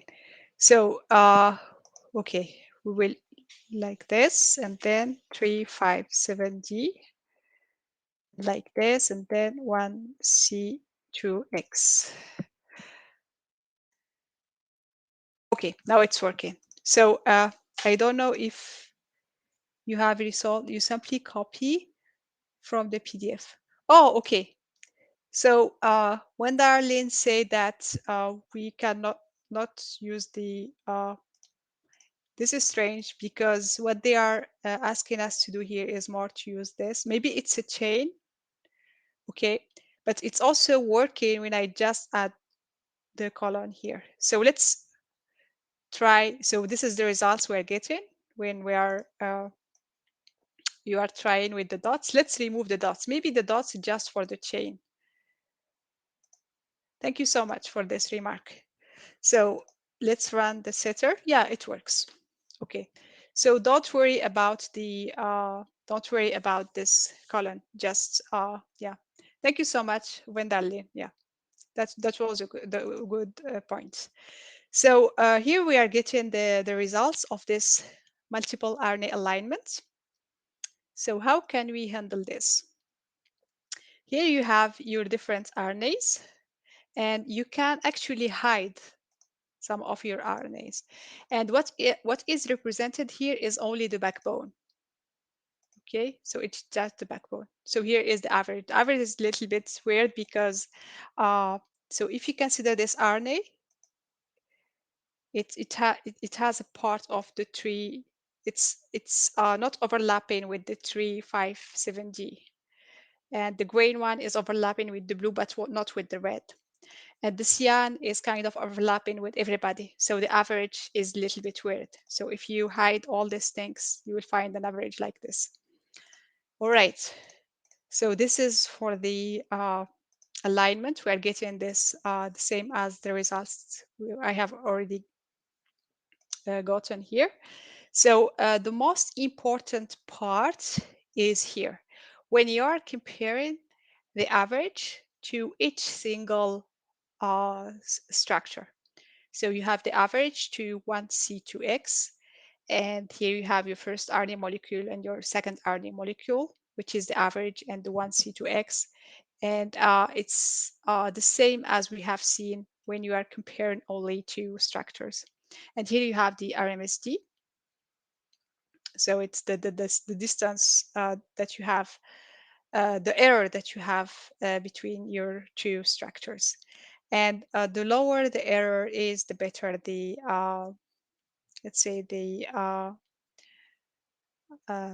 structure, not the better, but the closer the structure to the average. So here we have an RMSD of 0. So it's a perfect matching between, we have a perfect matching between the average and the 3570, which is actually weird. But I think it's because we have this chunks, we have this RNA in chunks. But this is like a quick drawing that you can do just to see what are the common, let's say, substructures that you have among your RNAs. So that was all for the multi-setter alignments. So you have this, don't forget that you have the query and you have the results. So you have all the time to switch between these two onglets. You have for two structures and for several structures. So I think that we still have 15 minutes now. So what we will do is that we will just try to go on and check the RiboSketch tool, and we will keep the template-based structure after the break. So RiboSketch is another tool that you can use to represent the structure. So you can check the link here. So we'll go to the RiboSketch maybe. So it's intended to represent the RNA and DNA secondary structure. And what we'll do is that we'll try to visualize the FSB.CT. So it's a little bit non-intuitive web server in the sense that you have to scroll down to see what is required in terms of input and in terms of configuration. So, so far, do you have any questions? Were you all able to test the three tools that we have from the session 2? That's good. Okay. So, okay, for the RiboSketch, as I said, we will try to upload FSEB.CT. So here you have, if you scroll down, you have the secondary structure input. You have the CT file, the CT format, DBN, the brackets, the dot brackets format, BBSec. You have a JSON format as well, and you have another format. So what we will do is that we will clear the input, and we will try to open our, so just to be conformed with this is the CT file. Okay, we will open the CT file and we will copy paste.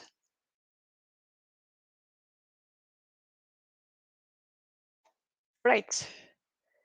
And then we will load. You have to click on load, otherwise you cannot get your structure. So once you click on load, you will get your structure. This is weird because I expected to have pseudoknots for the FSEB. So let's say with the DBN bracket format,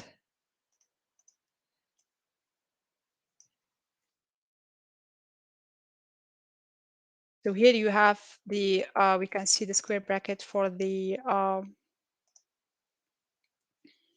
square brackets for the pseudoknots. All right, so here we have the pseudoknots that we can see here, okay? But it's weird that the CT file is not working. Does it work for you? So the CT file is what we get when we did a conversion using the dot to CT web server. When we put this as input and we got the CT file. So did you get the CT file with the pseudoknots or not? This is very weird.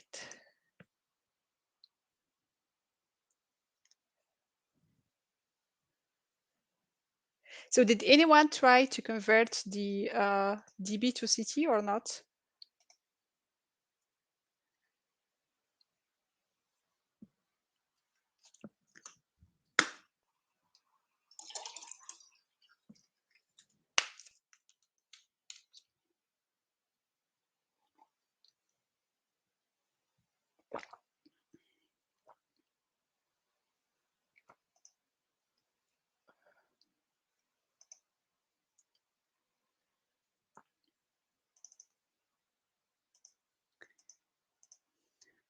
It's really strange that the CT file is not given the pseudoknots, but it should be fine. Okay, so let's go back to the RiboSketch. So we say that we specify the DBN bracket format. We copy paste our structure here, and then we have to click on load. Okay, so this is a radial layout representation, the radial layout graph. And what is amazing with RiboSketch is that you can change the configuration of not a single nucleotide, but let's say a group of nucleotides. So let's say that I will consider this helix in here, and I want to change its let's say the arrangement of the nucleotides and put it in this side. Okay, so it's really working by group and nucleotide and neighbors. You see, for instance, for this loop, you cannot change the how, for instance, this nucleotide U is towards nucleotide A in terms of orientation, but you can change the XY coordinates, you see?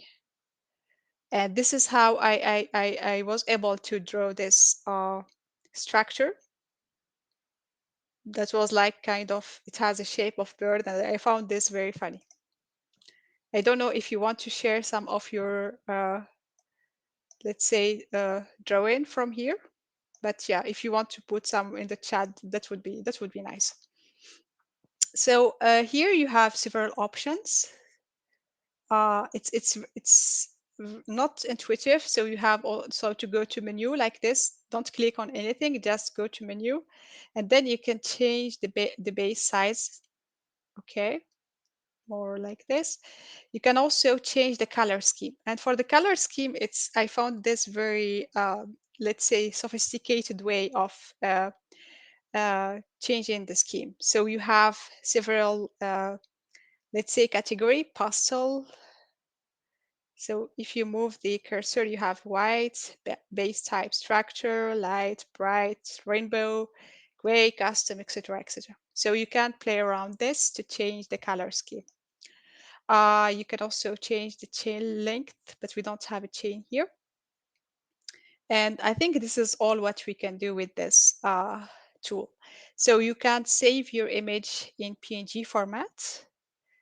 And so this is for the bounds load color. Okay, so here if you want to specify your own color, but you have to read through the readme of this tool in order to see how can you, let's say, impose your own color scheme and so on.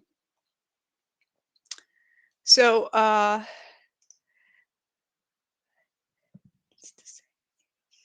that's good. That's good, Caroline.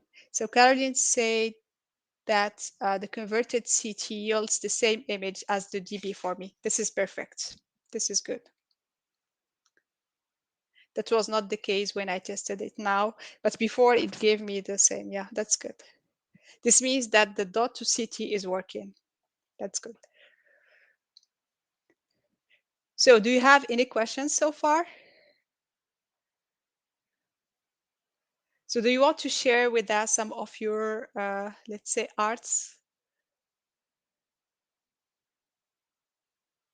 to see what kind of shape did you get when you try to change the arrangement of the structure of the nucleotides using the RiboSketch? And what do you think? So I don't know about your background, but do you think is it practical to have such a tool that instead of acting on a single nucleotide, it does act on a substructure, on a chunk of structure?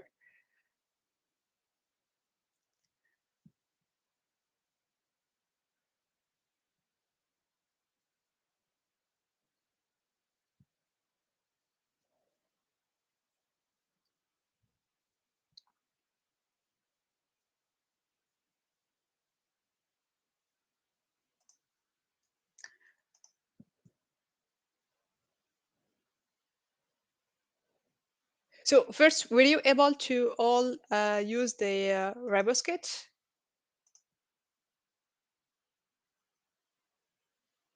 Okay. Yes. Okay. That's good. Okay. And so far, do you have any favorite tools among what we have seen so far?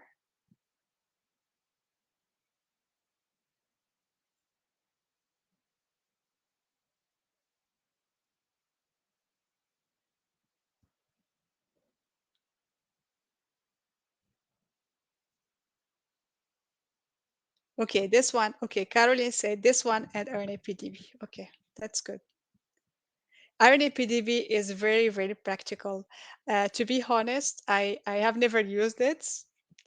And when I was preparing this tutorial, when I was looking for the tools on the web server, I was very happy to find such a tool because for the annotation, I was all the time coding and using the SSR and coding. And yeah, it's very practical, the NAPDB.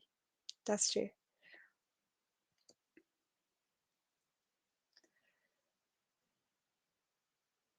Any other comments? Someone else? Does someone else want to share his or her thought?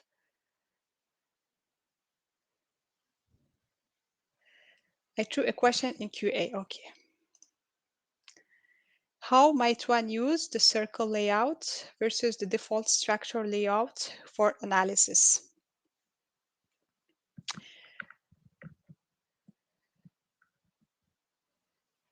So what do you mean by circle layouts? You mean do you mean the circular presentation that we have seen here?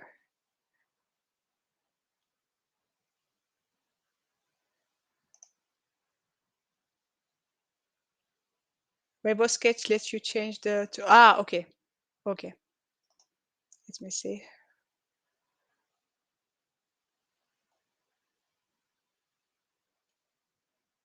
So where did you see this circular?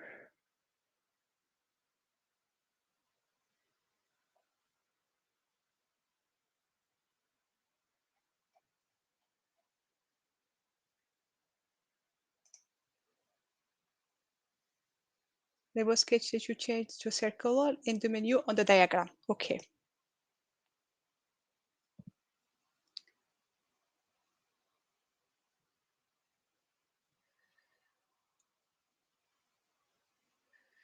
Oh, I see. Radial layout.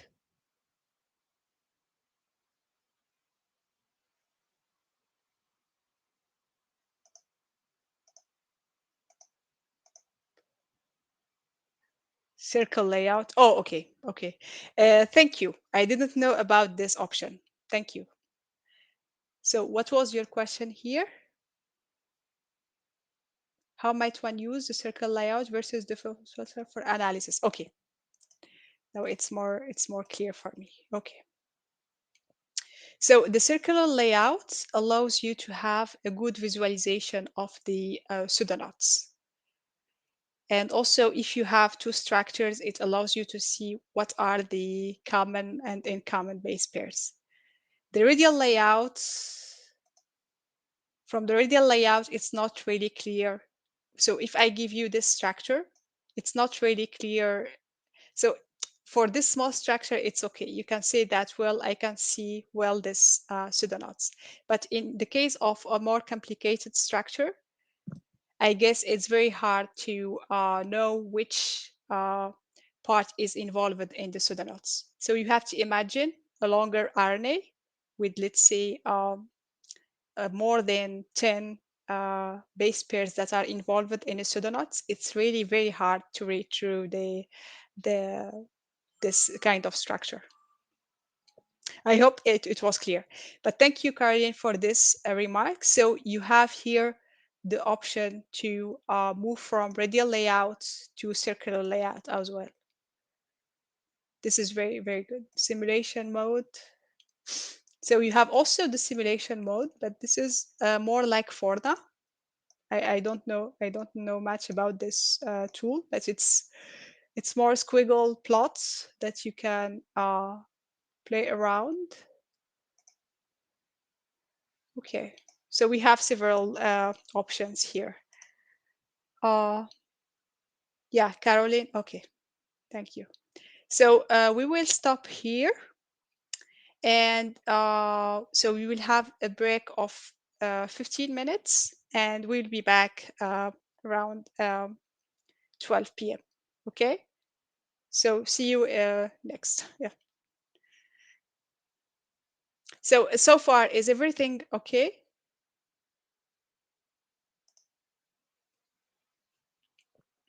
Okay, Adelaide said yes. Okay, that's good. Perfect. Okay. So see you in 15 minutes then. Have a good break. So welcome back, everyone. Uh, now we will continue with two other tools. Let's say more two web servers that allows to visualize the structure of RNA. So they have the particularity of being what is known as template-based structure visualization. So this is a kind of a new trend towards visualizing the RNA. And the idea is that there is an effort in having a norm for the structure. For instance, if I am able, I'm getting through experiments a structure for a specific RNA, and I want to compare it to what has been published before, I would go and check the publication. But if they are each time using a different way of representing the structure, it's a little bit hard.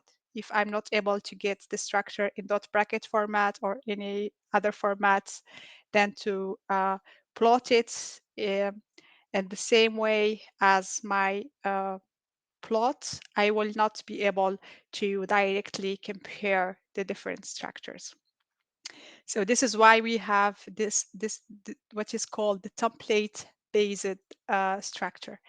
The idea is that we have resolved some structures, either through prediction or from the 3D experimental methods. And now let's say the community, let's say the bioinformatic community, it was the idea from RNA Central, is to create a database with some specific templates for certain RNA. For instance, we will use the 5S ribosomal RNA, for which there is already a template in the database. So RNA 2D template, it's a recent tool from 2020, and it's hosted by RNA Central, as I said before. And at the beginning, we have seen that this is the largest database where we can find the RNA structure. And it uses a library of RNA secondary structure templates to generate standardized RNA topology diagrams. So it's in the vision of standardizing the graphs for the RNA. So the advantage is that diagrams are presented in layouts that are familiar to RNA biologists or researchers, which allows an easy comparison of structures that are related, not only for the same structure, but also for the structures from the same family. So the point here is that we cannot provide our structure, but the structure is predicted using infernal Simulink program, and it uses a scoring covariance model. Right. So there are two objectives here. We want first to explore the different functionalities that are offered by the RNA 2D will. So the short name is R2DT server, and then we will try to compare structures layout for some related RNAs. So first, go to the RNA Central web server, and we will specify R2DT. So if you remove R2DT, just to show you something else, so here you have different, let's say, functionalities. You have the text search, sequence search, genome browser, and here you have several secondary structure. And here they added recently this option, visualize your sequence with R2DT. Okay, so this is the short link for this URL. So visualize RNA secondary structure in standard orientation using R2DT, and they have already a publication for this tool. So what we will do is that we will copy paste this sequence. This is the same as the FSE DBN, but it's a shorter one. It's only 77 nucleotide. Okay, so we will copy paste here.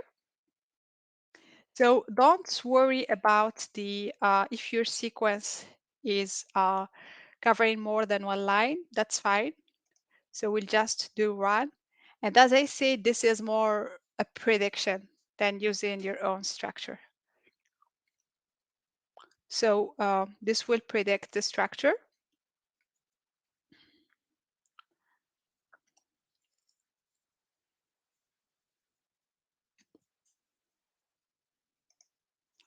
Okay.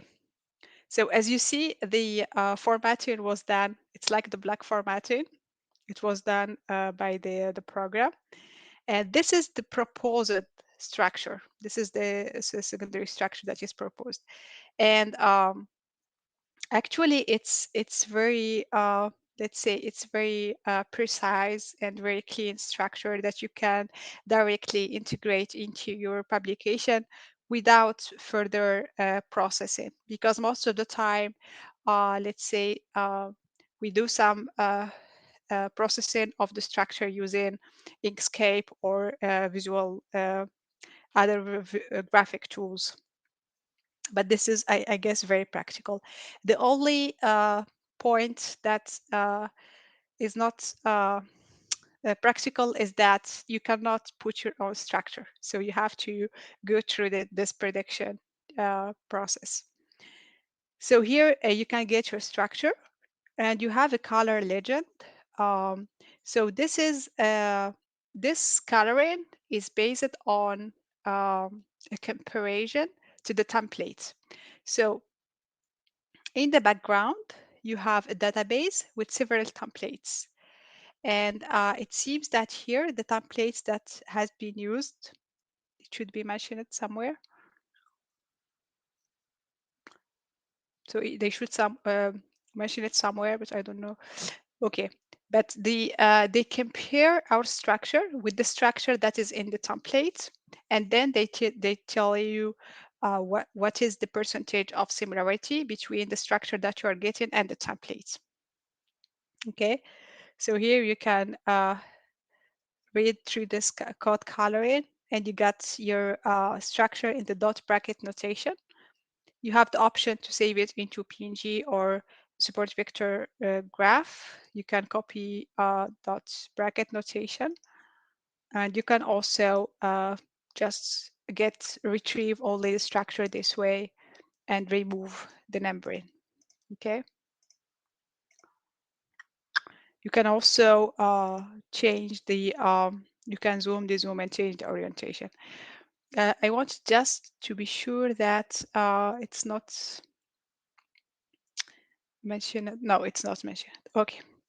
So advanced option allow us to specify where to look for the template. The value by default is browse all templates. So we will go back just to see if we do have this option. So add to DT. Okay, so we will copy paste our sequence, and here you have show advanced. Okay, so you click on this show advanced, and you have advanced options that pop up. You can either browse all templates or type to find the template. So let's say that in our case, we want 5S RNA. That was a frame, sorry, in this case, we have frame shifts. SARS, FSE.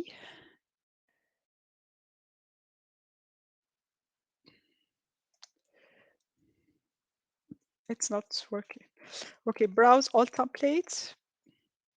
And here we will look for the frame shifts.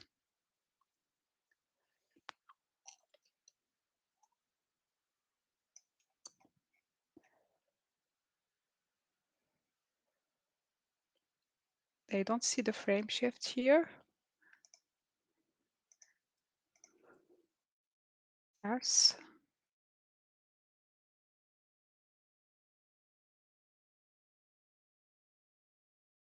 Voilà. Frame shifting. RNA frame shifting stimulation element. In our case, it's the frame shift from the COVID. Let's see if we will get it here. So the result we got before, it was compared to the template that is most close to the obtained structure. Let's say in this case, we want to specify the template. So we want to compare the structure that we're going to obtain from the prediction to this specific template. So we will make a run.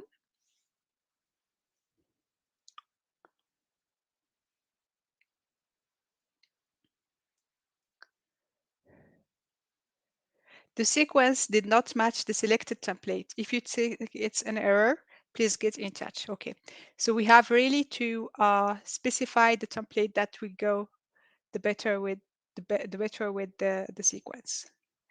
SARS frame. So it's called it's here. It's the RF 00507. Okay, so you have ready to browse on the list. It's coronavirus frame shifting stimulation elements. And now if we make a run, we will get the same result as we got before.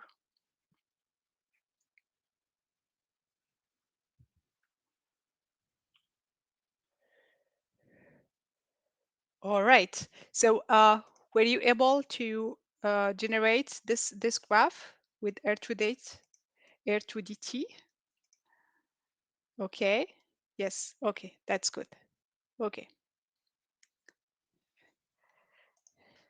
Right. All right. So we got this. We said that nucleotides are colored compared to the utilized templates, and we have understood that if there is no template that has the same sequence as the one that we're trying to predict, we will not get a graph. So predicted structure in dot bracket notation, this is what we have seen here. So we have this dot bracket notation, and we have the two options for the output, either PNG or SVG. So now we will use this tool, but to compare multiple structures. So I have here several frame shift elements from the SARS-CoV, but with different length. And I want you to try to plot all these three graphs and to see to what extent you're able to compare visually between the obtained structure. And I also want to know, do you find this way of representing practical or not? So for the 77 nucleotide, just try to save this structure, and we will do for 87. So one of the drawbacks of this tool is that you cannot put all your, maybe I will try, but I couldn't do this last time, structure one.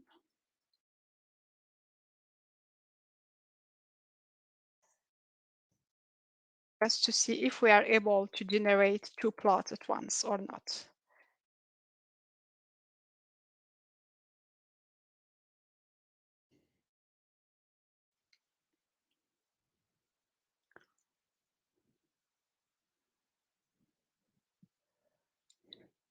So, okay, there is no question.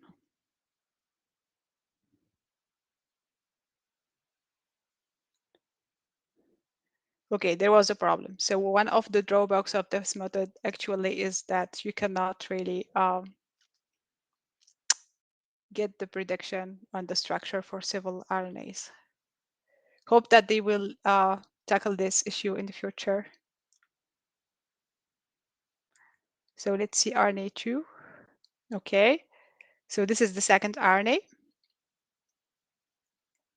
So in the black, you have the same as the template. In the green, you have compared to the modified compared the template. And we have some inserted nucleotides that does not match the sequence from the template. Okay, so this is the second RNA. And lastly, we will check for the FSSRs, but for a longer RNA, which is 156 nucleotide. So we put our RNA tree, and then we will check run.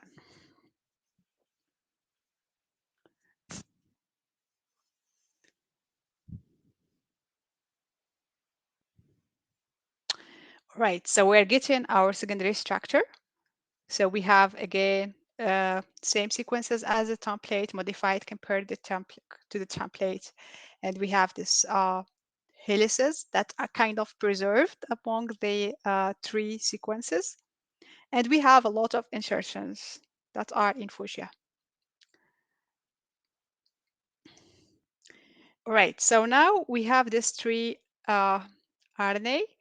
And from these plots, we can see that, let's say this helix and this one are still preserved when we are extending the sequence to 87.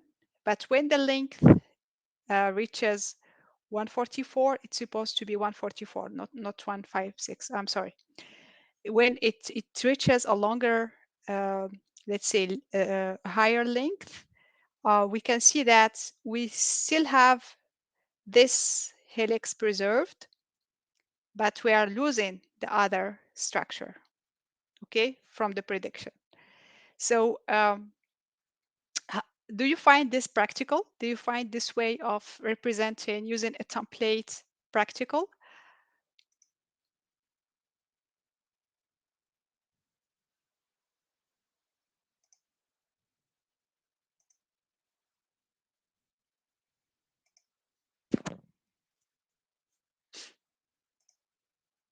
So were you able to generate the three structures with the R2D2? Okay.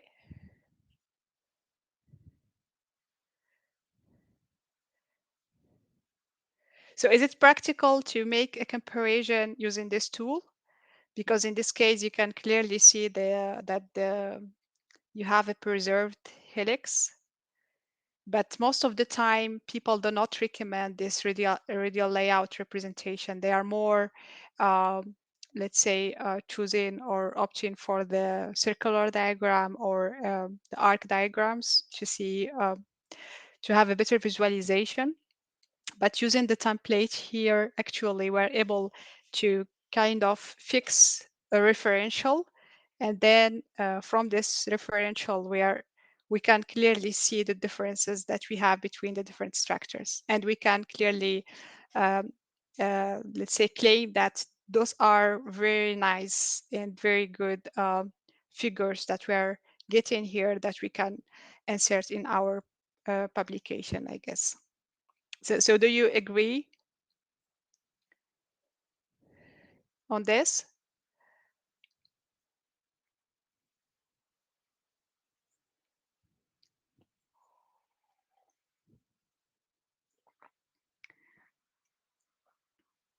To bulk generate them. Yeah, that's true. That's true. It's one of the drawbacks. The processing time is quite long. You know what? Why? Because I think it should. So if we don't specify the templates, it should browse all the existing templates in the database. This point can explain why the processing time is quite long. Yes. Mm-hmm. Mm-hmm. And ideally, we want to put all our, let's say, multi-sequence alignment and generate all the structures at once. Yeah, the bulk generate them. That's true. Yeah, I agree with you, Caroline. Yeah, that's good. Okay, so let's continue on this. So in February 2022, the PDBE, so let's open it here. They decided to include why the page is not found. So it's the protein data bank, it's the PDB, but in Europe. Let's say it's a branch of the PDB, but it does refer to all the data from the PDB. And they decided to include this tool, R2DT, as a future. It's a fruit of collaboration between RNA Central and AirFarm. And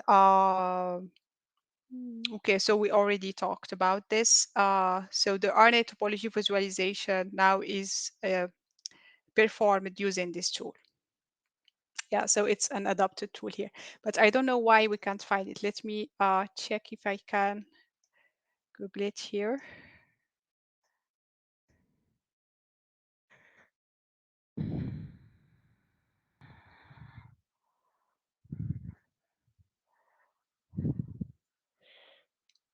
Right, let's consider a structure, for instance, 6RXZR.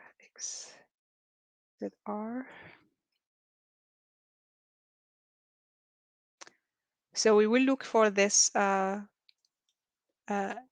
ID just to see if they have this tool really included in there as they claimed. Okay. So I had a direct link to the R2DT, but I don't see it here. So let's consider this organism. Influenza virus.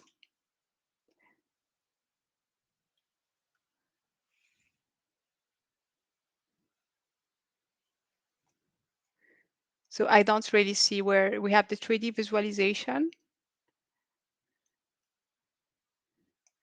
Okay, but this is the 3D for the complex. Okay. Maybe because I'm not using an RNA. So that was 6X. Let's consider 1D.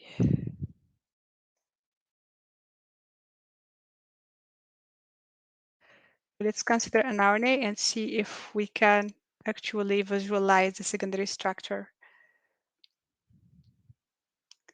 Structural aspects, etc., etc.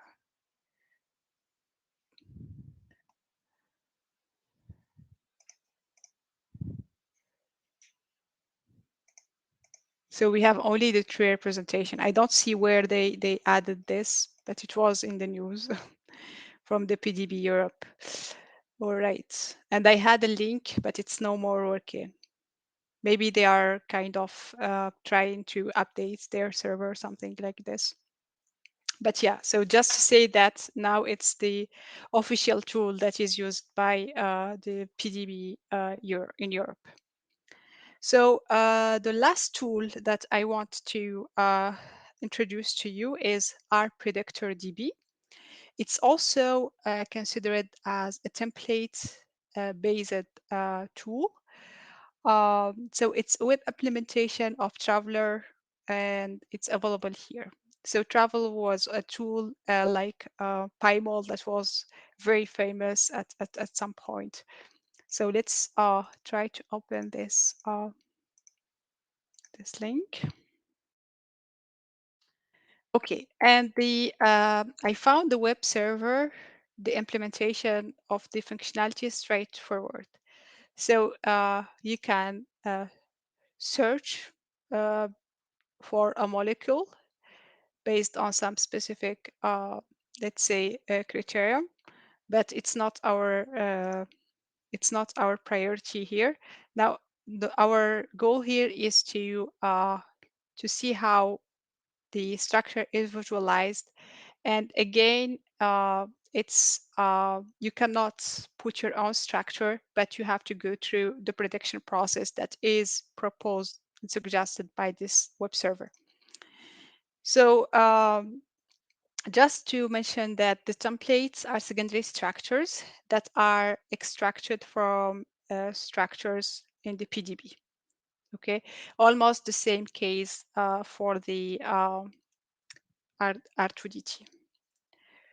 All right, so here we will consider the 5S E. coli. So we had a sequence. So go to RNA strand with your multi-sequence and structure alignments and consider the first sequence. Okay, here, if you want to add a FASTA header, here they ask you for the template. Do you want automatic templates? So it's they will browse all the templates that we have seen before for the R2DT, and then they will try to find the one that matches the most your sequence in terms of sequence similarity. Or do you want really to specify? So we will just keep it automatic, and then you predict. You don't really have as many arguments as for the R2DT. So we just click on predict. And okay, so maybe because I put this on 2 lines. Yeah, let's see. So we don't have no available template is sufficiently similar for automatic assignments. Okay, so what if we use the 5S E. coli 1C2X?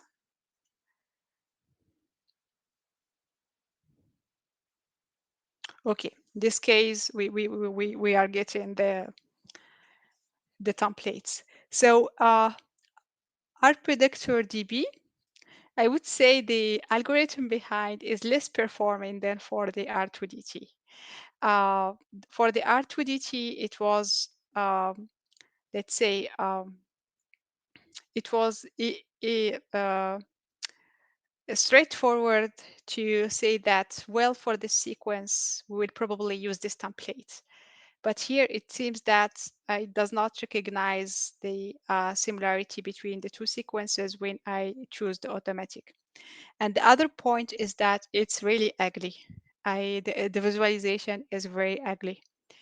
So I think that they still have to work more on the visualization part. So here you have it does give you the predicted structure.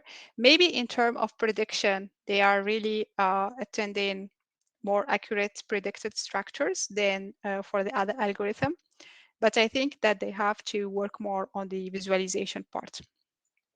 So here they give you the sequence similarity percentage. I guess that we couldn't find a template before because they are kind of setting the sequence similarity to something like 80%. But if you want to know more about this setting, just check their publication. So okay. So you have the documentation here, but yeah. So just to tell you, so let's say that our predictor DB is not really let's say a performing well-performing tool, but it's more to show you that the tendency now is towards what is called a template-based structure. So people that now they start looking at this and start using the templates in a way to have a uniform representation, a standardized representation across their publications, and to keep, let's see, to keep uh, a comparison, to keep to make more to make the comparison easier between the different structures from their work and from the published ones. So do you have any questions so far? So I want really very quickly on this third session. So do you have any questions?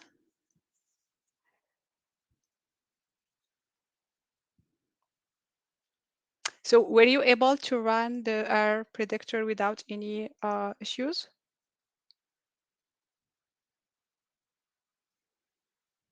Okay, that's good. That's good. So I'll try to wrap up. So we will just go quickly through all the slides just to fix some ideas. And please, if you have any questions, don't hesitate.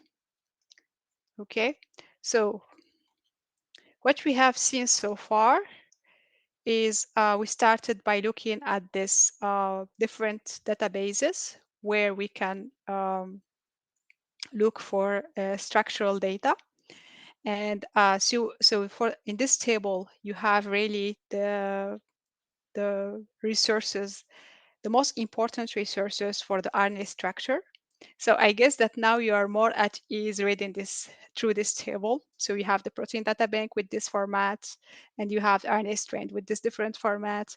And you know that here you have the tertiary structures in the protein data bank and in nucleic acid database, and you have secondary structures on the others. Okay, so I hope that now you are familiar with this different file formats, and you are able to make the difference between them.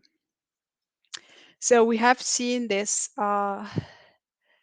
resources. We have also seen how the different formats, how can we read through this different formats.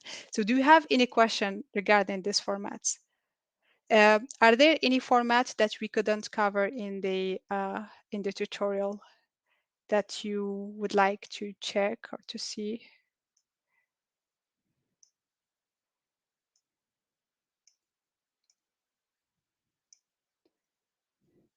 Okay, so okay. So we have seen the dot bracket formats, the Stockholm format, the connectivity table. So the two most important formats that you have to keep in mind is this dot brackets, because it's very practical, and the BPSec or CT. Most of the time you will find tools that require this kind of formats. But hopefully we have learned how to convert the one file from one format to another. We have seen the dot plot representation. How can we extract the information using a text editor? We have also seen the AI dotter that we can use in order to highlight, let's say, the peer regions of interest. We have also discovered this nice tool, RNA PDB, that allows to extract the secondary structure from the 3D structure. And also it also allows to do other stuff. And hopefully we had several visualization tools that are embedded in the RNA PDB. So so far it's my favorite web server. So to switch between formats, so you have this 4 tools available online.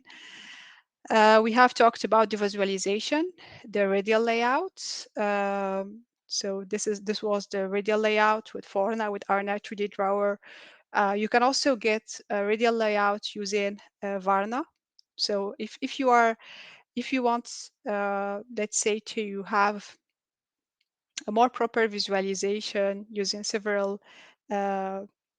several let's say graph methods like the linear layout, circular layouts, and other type of graphs. You can install Varna. It's very practical. And the documentation is also well done. So we have seen the RN2DT. We have seen the pseudo viewer, which is more adapted to the structures that contain pseudoknots. And it really gives a very nice representation of the structure and of the pseudoknots. We have seen archive that allows the representation in the arc diagram. And so we already talked about this. And also we have seen this tool. So unfortunately, they don't have a web server, but I hope that they will work on this soon because it's very, very nice as a graph. For the tree representation, it's a little bit technical because it's more for people who are developing algorithms. Then we had some hands-on on Archi, RNA PDB, and multi-setter. Archi, we said that it is practical in terms of comparing a structure to a reference, but unfortunately, it has this limitation of comparing only two structures, no more than two structures. RNA PDB, we have almost seen all the features in the different tabs. For multi-setter, we have learned that it's a tool that allows to compare two RNAs or multiple RNAs, and it has the advantage to be, let's say, related to the PDB. So you don't need to download the PDB files, then to upload it. You have just to put the IDs and it works. We have also learned that it does generate a structure, the average structure among the different structures that were considered. And then we have seen this sketch tool that allows, as we have seen, to change the X, Y, let's say, position of a fragment of nucleotides. So it's more the nucleotide and its neighbors. The algorithm is quite different from Forna. And we have seen the R2DT, the template-based visualization tool. And the advantage was that you can use existing templates, so you can have a uniform and standardized structure. But the main drawback is that it does not allow you to use or upload your own structure, but it forces you to go through the prediction. So from this point, it's not really practical if you have your own structure and you are trying to visualize it. Then we have seen the other tool, which is, I would say, less performant in terms of visualization, the R predictor DB. That allows to also make a prediction and get a structure. So that was all for this tutorial. So I will be happy to take any questions, and if you want to go through a discussion as well. So I was, since we were few people, few attendees, I wanted to like to give 1 minute for each person to present briefly and to give me me an idea about what kind of work are they doing on RNA, and that was expected to be at the beginning of the talk. So this is why we still have time. So if you have any question, or if you want to share your work on RNA, and if you want to tell us how useful the visualization could be in related to your work. But before, so I will put in the chat the link that you have to to use in order to fill in the tutorial feedback. So please don't forget to do this. So I'll just check if it's working. So this is helpful in order to see. So yeah, it's working. So you have to check the tutorial VT6, and then you have to check the other questions. The tutorial feedback is helpful in order to see if they will, so if there are points to be improved, and if this is something that may interest the next generation of the ISMB attendees next time. Yeah, thank you for your attention. So, do you have any questions, comments? Do you want to share with us your work on RNA?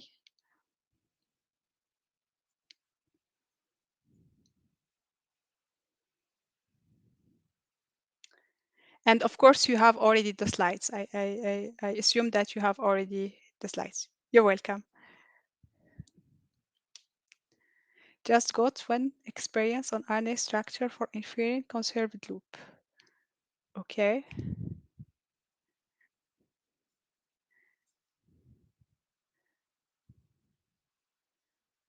Do you mean inferring conserved loop from, okay. Okay. Long non-coding RNAs. Okay. So you had a multi-sequence alignment and you were trying to find the preserved loop.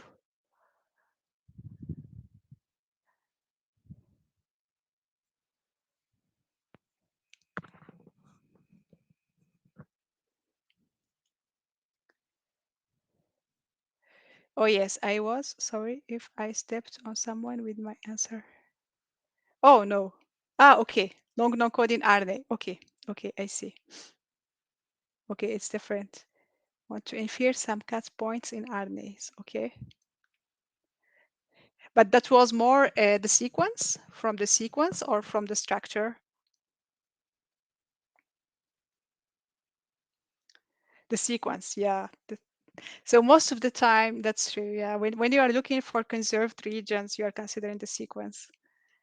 The structure, I would say, it's more complicated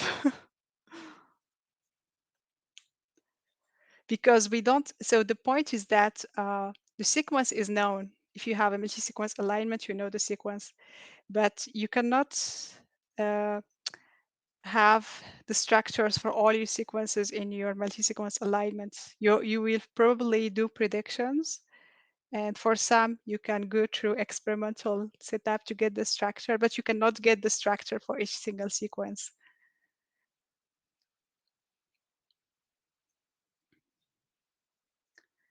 So how was the pace of this tutorial? Did, do you think that it was moderate, or this is more for me, so I can adapt the pace next time?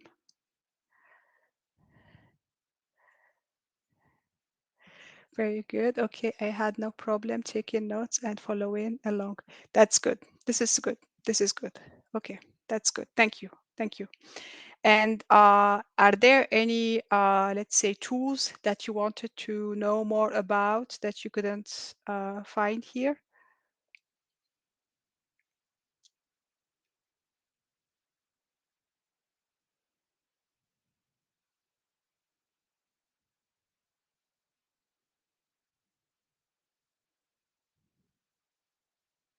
Not really. Okay, that's good. Okay. Okay. Since we still have some time, let's go and I don't know if you are interested in looking at the RNA fold with the hard constraints. So I posted, where was that? Yes, I posted this reference here.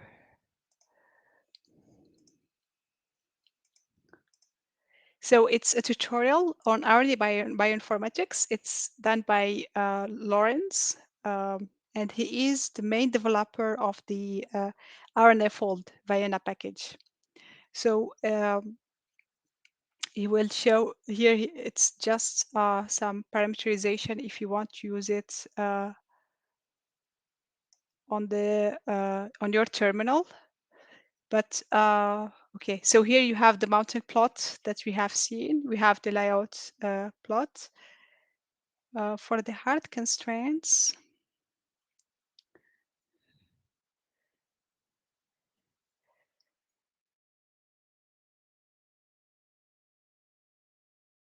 Okay, so add constraints to the structure prediction.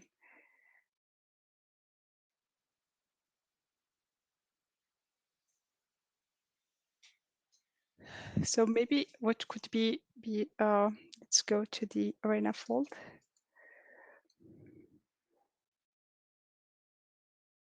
So here we will just put a sequence like this one. Okay, just to show you the difference. So let's consider this sequence, okay? Let's say that we want just to predict the structure. We'll proceed with the prediction. So this is the MFE that we are getting.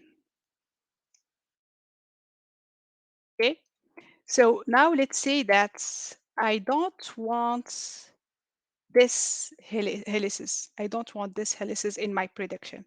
So you go to show constraint folding, and so I will change this from paired to must not pair. Okay, so what I will do is that I will consider this tree here, this tree opening with this tree closing here, and I will change this to X, okay? So I put A1, 2, 3, and that was 2, 3, okay.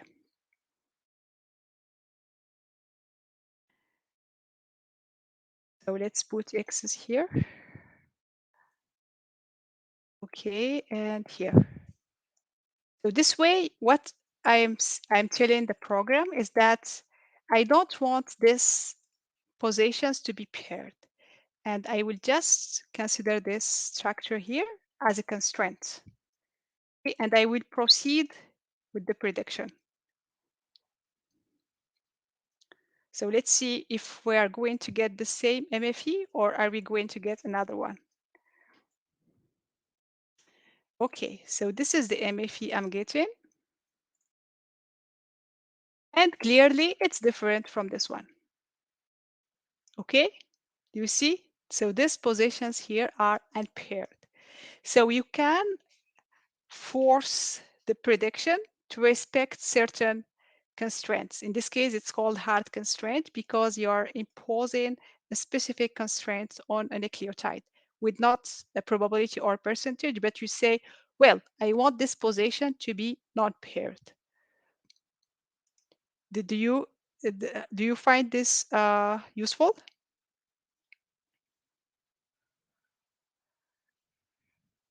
Who asked me about hard constraint before?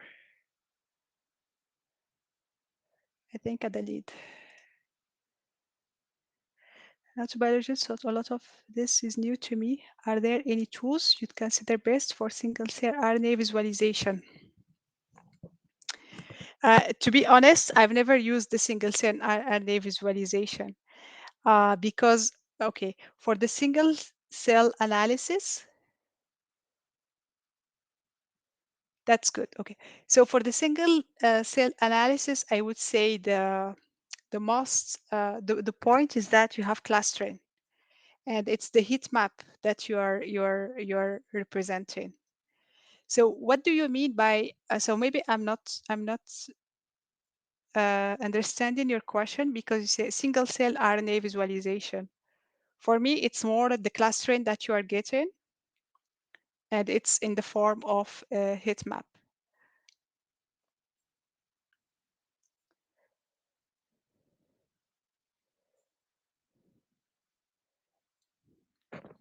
I don't know if Caroline is still here. Okay, you are still here. Okay. I've seen those before. Was wondering if any of these tools covered that specifically. No, to my knowledge, no. Yeah, it's not the. Maybe there are tools specific to RNA cell, but I'm not aware of these tools. Yeah, yeah. So thank you so much. Thank you for attending this talk and this tutorial. And please don't forget to fill in the form. Yeah.